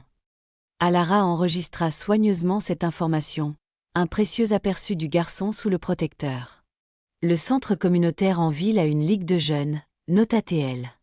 On pourrait se renseigner, si tu veux. Il hocha la tête, sans s'engager mais sans rejeter non plus l'idée. Peut-être, dit-il. Puis, après une pause, merci de comprendre qu'ils ont toujours besoin de moi. Bien sûr qu'ils en ont besoin, dit Alara doucement. Et moi aussi. Nous sommes partenaires dans cette affaire, Léo. Je n'essaie pas de te remplacer ou de te mettre de côté. J'essaie de te donner le soutien que tu mérites, la chance d'être à la fois leur frère et juste toi-même. Il absorba cela, quelque chose se détendant dans ses épaules perpétuellement tendues. Partenaire, répéta-t-il, testant le mot. Je crois que je peux faire avec ça. C'était un petit moment, mais significatif. Le début de la confiance entre eux, d'une relation qui honorait à la fois son rôle dans la vie des enfants et son propre besoin d'être occasionnellement un enfant lui-même. Avec Sarafina, la connexion se fit par l'art. Alara transforma une pièce ensoleillée du premier étage en un véritable atelier, la remplissant de fournitures de qualité, peinture, toile, fusain et argile. Le talent de la jeune fille était extraordinaire, sa capacité à capturer l'émotion et l'essence dans son travail bien au-delà de ses 14 ans. Mes parents me faisaient dessiner dans la rue, confia Sarafina un après-midi alors qu'elle travaillait côte à côte, Alara sur une modeste aquarelle, Sarafina sur un portrait complexe. Ils disaient aux gens que j'étais une prodige, qu'ils avaient besoin d'argent pour des écoles d'art spéciales, mais ils le dépensaient juste pour eux. Ça a dû être difficile, dit Alara avec précaution, honorée par ce rare aperçu du passé de Sarafina. La jeune fille parlait rarement de sa vie avant Oakaven. Le pinceau de Sarafina ne faiblit pas alors qu'elle continuait. J'ai arrêté de dessiner pendant un moment après que M. Richard m'ait amené ici. Je pensais que l'art était peut-être juste, peint, connecté à de mauvaises choses. Mais il m'a quand même acheté des fournitures, les a laissées dans ma chambre, a dit que mon don était à moi, pas à eux. Que je pouvais me le réapproprier. Il avait raison, dit Alara doucement. Ton talent est extraordinaire, Sarafina, et entièrement le tien. La jeune fille leva les yeux, un rare sourire illuminant son visage solennel. Je fais une série maintenant, des portraits de tout le monde à Oakaven. Pour documenter notre famille. Voudriez-vous poser pour moi un jour ? La demande, si simplement faite mais portant un tel poids d'acceptation, fit monter les larmes aux yeux d'Alara. Je serais honorée, dit-elle. Pour Marcus, la connexion se fit par l'apprentissage. Le garçon studieux s'épanouit avec l'expertise d'une bibliothécaire à sa disposition, se délectant de ses recommandations et de leurs discussions sur tout, de la physique quantique à la mythologie ancienne. Ensemble, ils organisèrent la bibliothèque négligée d'Oakaven, commandant de nouveaux livres pour combler les lacunes de la collection et créant un coin lecture confortable où chacun pouvait se blottir avec un bon livre. Monsieur Richard essayait de m'aider avec mes études, expliqua Marcus alors qu'il cataloguait des livres un après-midi pluvieux. Mais il n'était pas vraiment une personne académique. Il était plus pratique. Différents types d'intelligence sont précieux de différentes manières, observa Alara. Richard était brillant pour comprendre les gens, pour voir ce dont ils avaient besoin. Marcus hocha la tête pensivement. Comme la façon dont il savait que Léo avait besoin de responsabilité, mais que Finn avait besoin de liberté. Ou comment il a compris que les jumelles ne devaient pas être séparées, même si la plupart des placements en famille d'accueil les auraient séparées. Exactement, acquiesça Alara. C'est l'intelligence émotionnelle, tout aussi importante que la connaissance académique. Vous pensez? Marcus hésita, remontant nerveusement ses lunettes sur son nez. Vous pensez que je pourrais aller dans une vraie école un jour? Pas que je n'aime pas notre enseignement à domicile, ajouta-t-il précipitamment, mais je me demande parfois ce que ce serait d'être en classe avec d'autres enfants, d'avoir différents professeurs pour différentes matières. Alara considéra sérieusement la question. Je pense que c'est certainement quelque chose que nous pourrions explorer, dit-elle. Quand les choses se calmeront un peu avec la situation juridique. Voudrais-tu y aller seul, ou penses-tu que certains des autres pourraient être intéressés? Marcus s'illumina à son ouverture d'esprit. Sarafina pourrait, bien qu'elle ne l'admettrait jamais. Elle est curieuse des cours d'art. Et les jumelles voudraient y aller ensemble, bien sûr. Finn n'est probablement pas encore prêt, et Lily. Il s'interrompit, tous deux sachant que la plus jeune enfant luttait toujours avec la confiance et les interactions sociales. Nous pourrions examiner les options, suggéra Alara. Peut-être commencer par une inscription à temps partiel pour ceux qui sont intéressés, pour que ce ne soit pas trop écrasant. Nous trouverons une solution ensemble. La conversation déclencha une discussion familiale plus large sur l'éducation, chaque enfant exprimant ses besoins et ses craintes concernant la scolarisation. Les jumelles étaient enthousiastes à l'idée des aspects sociaux mais s'inquiétaient d'être séparées dans des classes différentes. Léo était hésitant, préoccupé par son intégration après si longtemps en dehors du système traditionnel. Finn était catégoriquement opposé, encore trop traumatisé par ses premières expériences pour envisager une scolarisation conventionnelle. Finalement, ils optèrent pour une approche hybride. Marcus s'inscrirait au programme avancé du collège local 3 jours par semaine, tout en continuant l'enseignement à domicile les autres jours. Sarafina suivrait des cours d'art au centre communautaire, une douce introduction à l'enseignement en dehors d'Oakaven. Les jumelles et Léo continueraient l'enseignement à domicile pour l'instant, avec des activités sociales régulières en ville pour élargir leur cercle au-delà du manoir. Finn et Lily resteraient entièrement à la maison jusqu'à ce qu'ils se sentent plus en sécurité. Ce n'était pas une solution parfaite, mais c'était une solution réfléchie, adaptée aux besoins et au niveau de confort de chaque enfant. La conversation elle-même fut une étape importante, la première fois qu'ils prenaient une décision majeure ensemble en tant que famille, Alara guidant mais ne dictant pas le résultat. Les jumelles, Clara et Chloé, présentaient un défi unique. Si habituées à être traitées comme une unité, elles luttaient pour développer des identités individuelles. Alara passait du temps avec chaque fille séparément, découvrant leurs subtiles différences. Clara avait un talent pour les langues, tandis que Chloé excellait en mathématiques. Clara était légèrement plus aventureuse, Chloé plus contemplative. Ensemble, elles formaient une force redoutable. Séparées, elles étaient deux individus distincts et fascinants, encore en train de se découvrir. Personne ne s'est jamais donné la peine de nous distinguer avant, confia Clara lors d'une séance de pâtisserie en tête-à-tête avec Alara. Même notre mère nous appelait juste les filles, la plupart du temps. Ça a dû être frustrant, dit Alara, montrant à Clara comment pétrir la pâte correctement. Parfois, admit la jeune fille. Mais c'était aussi plutôt agréable d'avoir quelqu'un qui était toujours de ton côté, qui comprenait toujours. Quand les choses allaient mal à la maison, au moins on savait l'une l'autre. Et vous avez toujours, l'assura Alara. Être des individus ne signifie pas perdre votre lien spécial. Cela signifie juste que chacune de vous peut briller à sa manière aussi. Clara réfléchit à cela en travaillant la pâte. Je crois que j'aimerais ça, décida-t-elle. Être Clara, pas seulement l'une des jumelles. mais sans laisser Chloé derrière. C'est exactement ça, sourit Alara. Vous êtes toutes les deux extraordinaires, ensemble et séparées. Finn, avec son énergie débordante et sa curiosité mécanique, s'épanouit avec des exutoires structurés pour ses talents. Alara installa un atelier dans l'ancien cabanon de jardinage, équipé en toute sécurité pour ses bricolages. Sous la supervision de Léo, Finn fut autorisé à démonter et réparer de petits appareils, apprenant comment les choses fonctionnaient tout en développant patience et concentration. Monsieur Richard me laissait l'aider à réparer des trucs aussi, expliqua Finn alors que lui et Alara organisaient l'atelier. Il disait que j'avais des mains d'ingénieur. Il avait raison, acquiesça Alara, observant les mouvements habiles du garçon alors qu'il triait de minuscules vis. Tu comprends comment les choses s'emboîtent d'une manière spéciale. C'est pour ça que je ne peux pas encore aller à l'école normale, demanda soudain Finn. Parce que d'autres parties de moi ne s'emboîtent pas bien. La question prit Alara au dépourvu par sa perspicacité. Qu'est-ce qui te fait penser ça, Finn? Il haussa les épaules, ne la regardant pas dans les yeux. Je sais que je suis différent. Je m'excite trop parfois. Je ne peux pas rester assis comme Marcus. Je parle trop, ou de trucs bizarres. Et j'ai peur de trucs qui ne font pas peur aux autres enfants. Alara s'accroupit à son niveau, attendant qu'il la regarde. Finn, il n'y a rien de mal dans la façon dont tu es fait. Ton cerveau fonctionne d'une manière incroyable et unique. Il ne s'agit pas de s'intégrer à ce qui est normal. Il s'agit de trouver le bon environnement où tu peux t'épanouir en étant exactement qui tu es. Et c'est ici, à Oakaven, pour l'instant. Oui, confirma TL.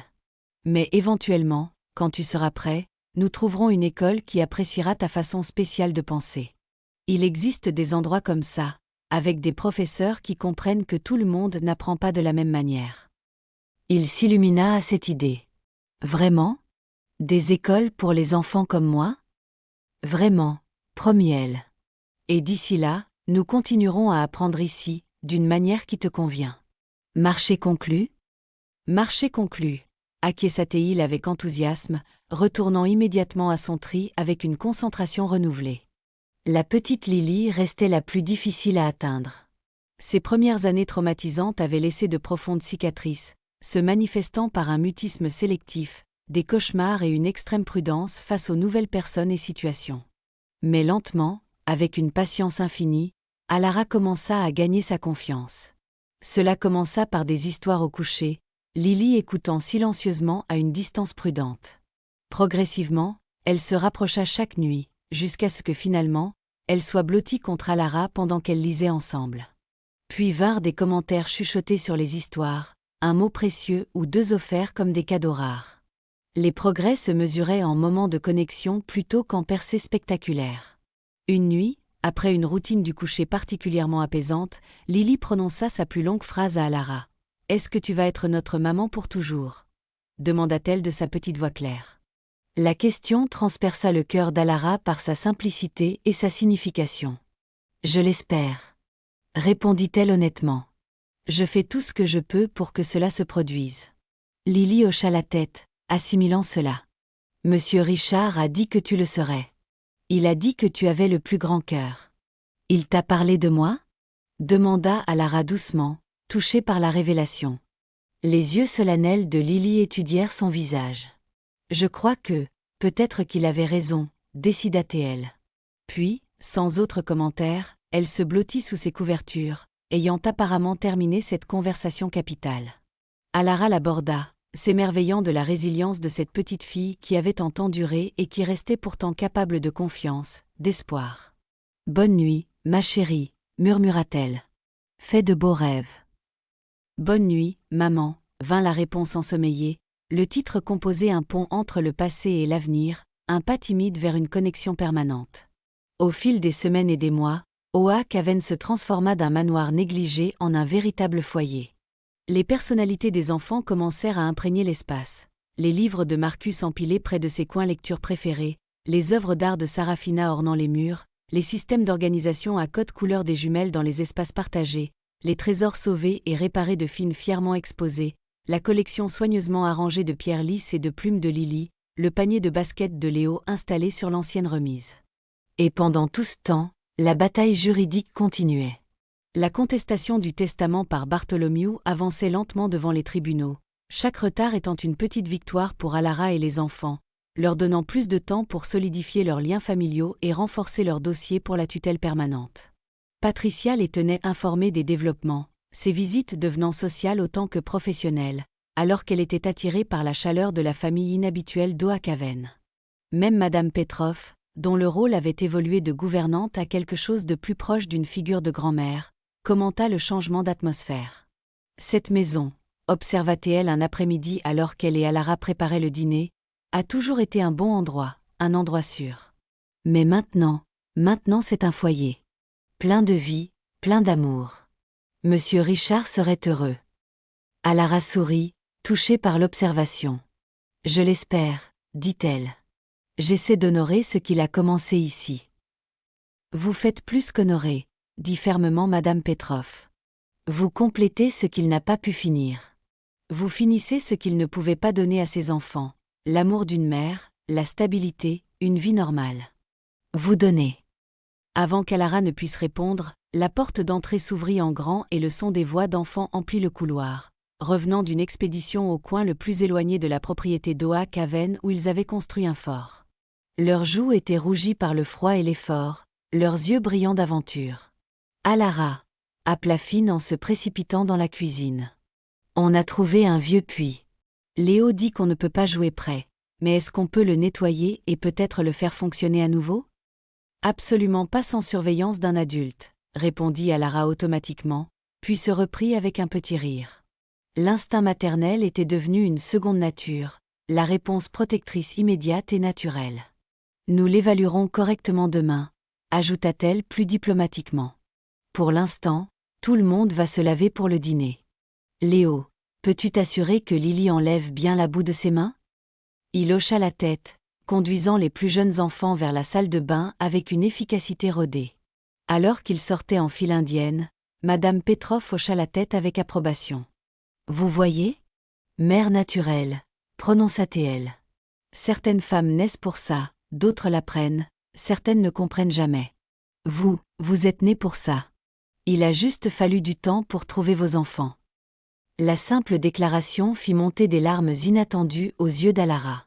Elle avait passé tant d'années à pleurer ce qu'elle ne pouvait pas avoir, un enfant biologique avec Richard, qu'elle n'avait jamais pleinement envisagé d'autre chemin vers la maternité. Maintenant, par le plus étrange des concours de circonstances, elle s'était retrouvée responsable de cet enfant, chacun avec ses propres besoins, traumatismes et dons. Et d'une manière ou d'une autre, improbablement, cela semblait juste. Cela ressemblait à la famille qu'elle était toujours censée avoir. L'audience finale pour la tutelle permanente était prévue pour le début du printemps, presque 6 mois après qu'Alara eut découvert Oakaven et ses habitants inhabituels. À ce moment-là, l'arrangement temporaire s'était avéré si réussi que même les travailleurs sociaux initialement sceptiques affectés à l'affaire recommandaient la permanence. Les enfants s'étaient épanouis sous la garde d'Alara. Les résultats scolaires de Marcus au collège étaient exemplaires, lui valant la reconnaissance de professeurs qui s'émerveillaient de ses connaissances et de ses capacités d'analyse. Les œuvres d'art de Sarafina avaient été présentées dans une exposition communautaire, son talent attirant l'attention du conseil artistique local. Les jumelles avaient rejoint un groupe de théâtre pour jeunes, s'épanouissant dans l'environnement créatif tout en développant progressivement des identités plus distinctes. Léo avait prudemment rejoint la ligue de basket communautaire, redécouvrant une passion longtemps enfouie sous la responsabilité. Même Finn et Lily montraient des progrès remarquables, leurs cauchemars moins fréquents, leur confiance plus facilement accordée. Le matin de l'audience, la famille se rassembla dans la cuisine d'Oakaven pour un petit déjeuner spécial. L'atmosphère était à la fois festive et nerveuse. C'était le jour qui déterminerait leur avenir ensemble. Quoi qu'il arrive au tribunal aujourd'hui, leur dit Alara alors qu'ils étaient assis autour de la table, nous sommes une famille. Quel que soit le terme juridique appliqué à notre relation, quelle que soit la décision du juge, cela ne change pas ce que nous avons construit ensemble ici. Mais ce serait mieux si le juge dit oui, souligna Finn avec pragmatisme. Alors personne ne pourra nous emmener. Ce serait certainement mieux. Et je crois que le juge verra ce que tout le monde a vu, que nous appartenons ensemble, qu'Oakaven est notre maison. Le palais de justice était un territoire familier maintenant, mais l'importance de cette audience finale lui conférait une nouvelle gravité. Patricia les attendit à l'extérieur, sa confiance renforçant leurs esprits. « Nous sommes en excellente position », assura-t-elle alors qu'ils entraient ensemble. Les études à domicile ont été impeccables, les progrès des enfants bien documentés, et la contestation du testament par Bartholomew est sur le point d'être entièrement rejetée. Sauf complications imprévues, je m'attends à ce qu'aujourd'hui se passe très bien. L'audience elle-même fut moins dramatique qu'Alara ne l'avait craint. La juge, la même femme qui avait accordé la tutelle temporaire des mois plus tôt, examina la documentation exhaustive des progrès des enfants sous la garde d'Alara. Elle interrogea brièvement chaque enfant, mais avec douceur, se concentrant sur leurs sentiments concernant l'arrangement permanent plutôt que de ressasser leur passé difficile. Léo parla de trouver un équilibre entre la responsabilité et ses propres besoins, d'apprendre à faire à nouveau confiance à un adulte après des années de déception. Sarafina décrivit comment l'art était devenu guérisseur plutôt qu'exploiteur sous les encouragements d'Alara. Marcus détailla avec enthousiasme ses réussites scolaires et ses projets d'avenir. Les jumelles parlèrent de découvrir leurs forces individuelles tout en maintenant leur lien spécial. Finn expliqua fièrement comment il apprenait à canaliser son énergie et sa curiosité dans des projets constructifs. Et Lily, dans un moment qui fit monter les larmes aux yeux de beaucoup dans la salle d'audience, dit simplement « Elle est ma maman Alara maintenant. Je veux qu'elle soit ma maman pour toujours aussi. » Lorsque l'avocat de Bartholomew tenta d'arguer que l'attachement des enfants à Alara était prématuré et potentiellement malsain étant donné la nature temporaire de la tutelle, la juge le rabroua fermement. Ces enfants ont fait preuve d'une résilience et d'une croissance remarquables sous la garde de Madame Vance, souligna-t-elle. Les liens qu'ils ont formés ne sont pas la preuve d'une instabilité, mais plutôt de leur capacité à un attachement sain malgré leurs traumatismes antérieurs. Cela doit être célébré, pas critiqué. Au moment où Alara fut appelée à témoigner, le résultat semblait presque certain. Néanmoins, elle parla avec son cœur de ce que les enfants avaient apporté à sa vie, comment ils avaient transformé Oak Haven d'un héritage mystérieux en un foyer bien-aimé, comment ils étaient devenus la famille qu'elle avait toujours désirée. « Votre honneur, conclut-elle, je ne peux pas prétendre que cela a été facile, ni que le chemin à venir sera sans défi. 7 enfants, chacun avec sa propre histoire et ses propres besoins, c'est une responsabilité énorme.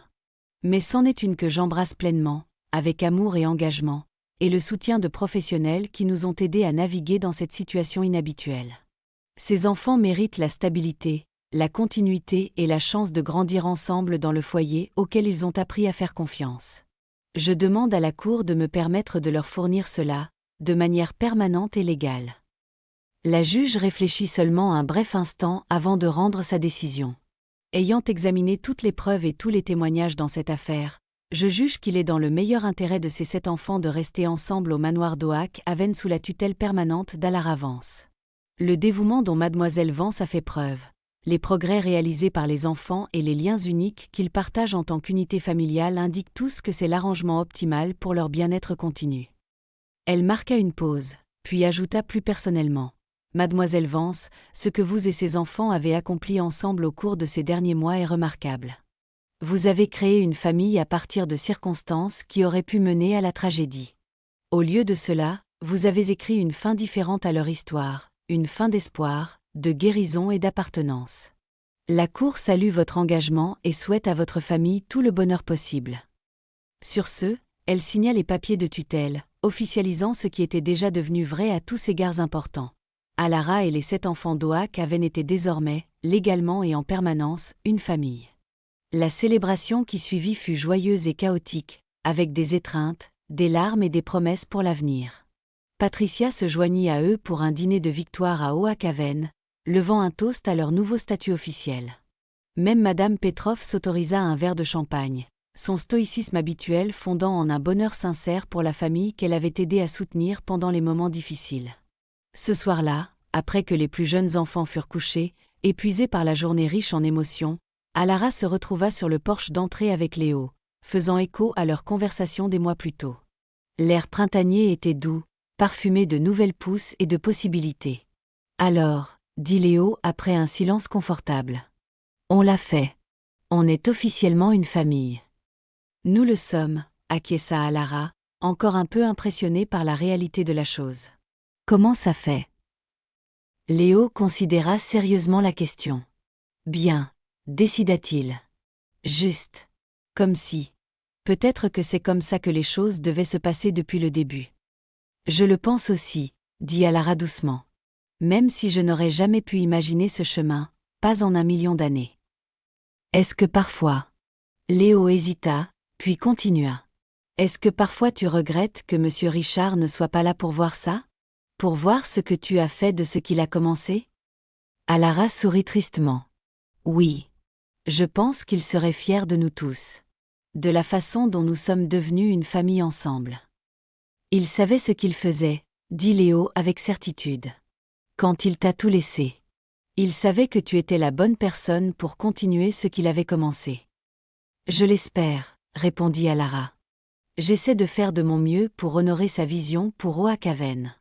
Pour vous tous. Ce n'est plus seulement sa vision, souligna Léo. C'est la nôtre maintenant. La tienne, la mienne et celle de tout le monde. On l'a construit ensemble. L'intuition frappa Alara comme profondément vraie. Ce qui avait commencé comme la mission secrète de Richard avait évolué en quelque chose de nouveau, quelque chose de collaboratif et de vivant de possibilités. Tu as raison, reconnut-elle. C'est la nôtre maintenant. Et j'ai hâte de voir ce que nous construirons ensemble dans les années à venir. Léo hocha la tête, son expression ouverte et sans défense d'une manière qu'elle l'était rarement.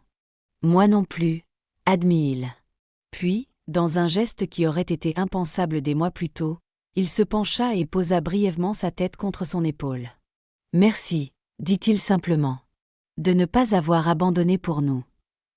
Le cœur d'Alara se gonfla d'amour pour ce jeune homme remarquable, pour tous les enfants désormais confiés à ses soins. Jamais, promit-elle. Pas en 1 million d'années.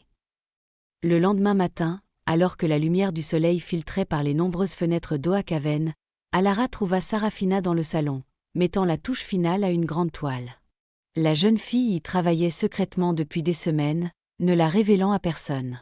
« Puis-je voir » demanda Alara doucement, respectant le processus de l'artiste.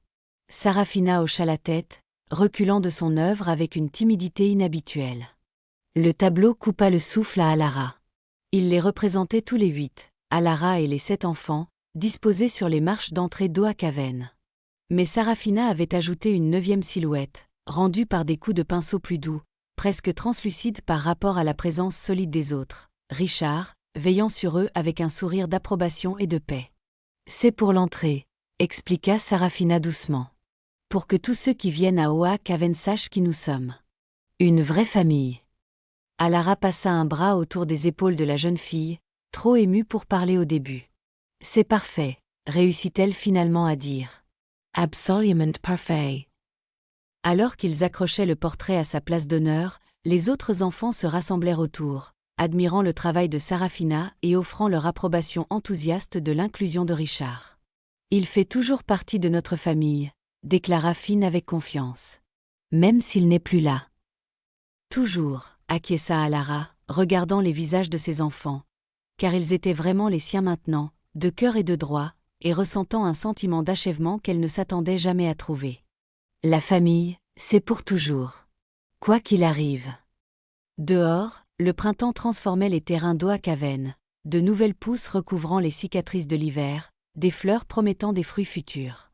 À l'intérieur, une famille forgée dans des circonstances inhabituelles continuait sa propre transformation, guérissant de vieilles blessures et construisant de nouveaux rêves ensemble. Et quelque part, Alara aimait à penser, Richard veillait sur eux tous, satisfait que son dernier cadeau ait trouvé son but parfait. L'image finale d'Oakaven montre le manoir au coucher du soleil, les fenêtres brillant d'une lumière chaude. Sur le porche d'entrée, Alara est assise, entourée de ses enfants, un livre ouvert sur ses genoux. Leur rire flotte dans la brise du soir, une mélodie d'appartenance et de joie. À l'intérieur, le portrait de Sarafina veille sur l'entrée, témoignage visuel de la famille qu'ils sont devenus. Et à côté, dans un petit cadre simple, repose le médaillon de Richard avec son inscription « Espoir ». Un rappel du passé qui a mené à ce présent inattendu et magnifique. Car en fin de compte, Alara Vance n'avait pas seulement hérité d'un domaine chargé de secrets. Elle avait découvert la famille que son cœur avait toujours cherchée, prouvant que parfois, les héritages les plus précieux ne se mesurent pas en argent ou en biens, mais dans l'amour qui transforme des étrangers en famille. Au manoir d'Oakaven. Cette transformation était complète.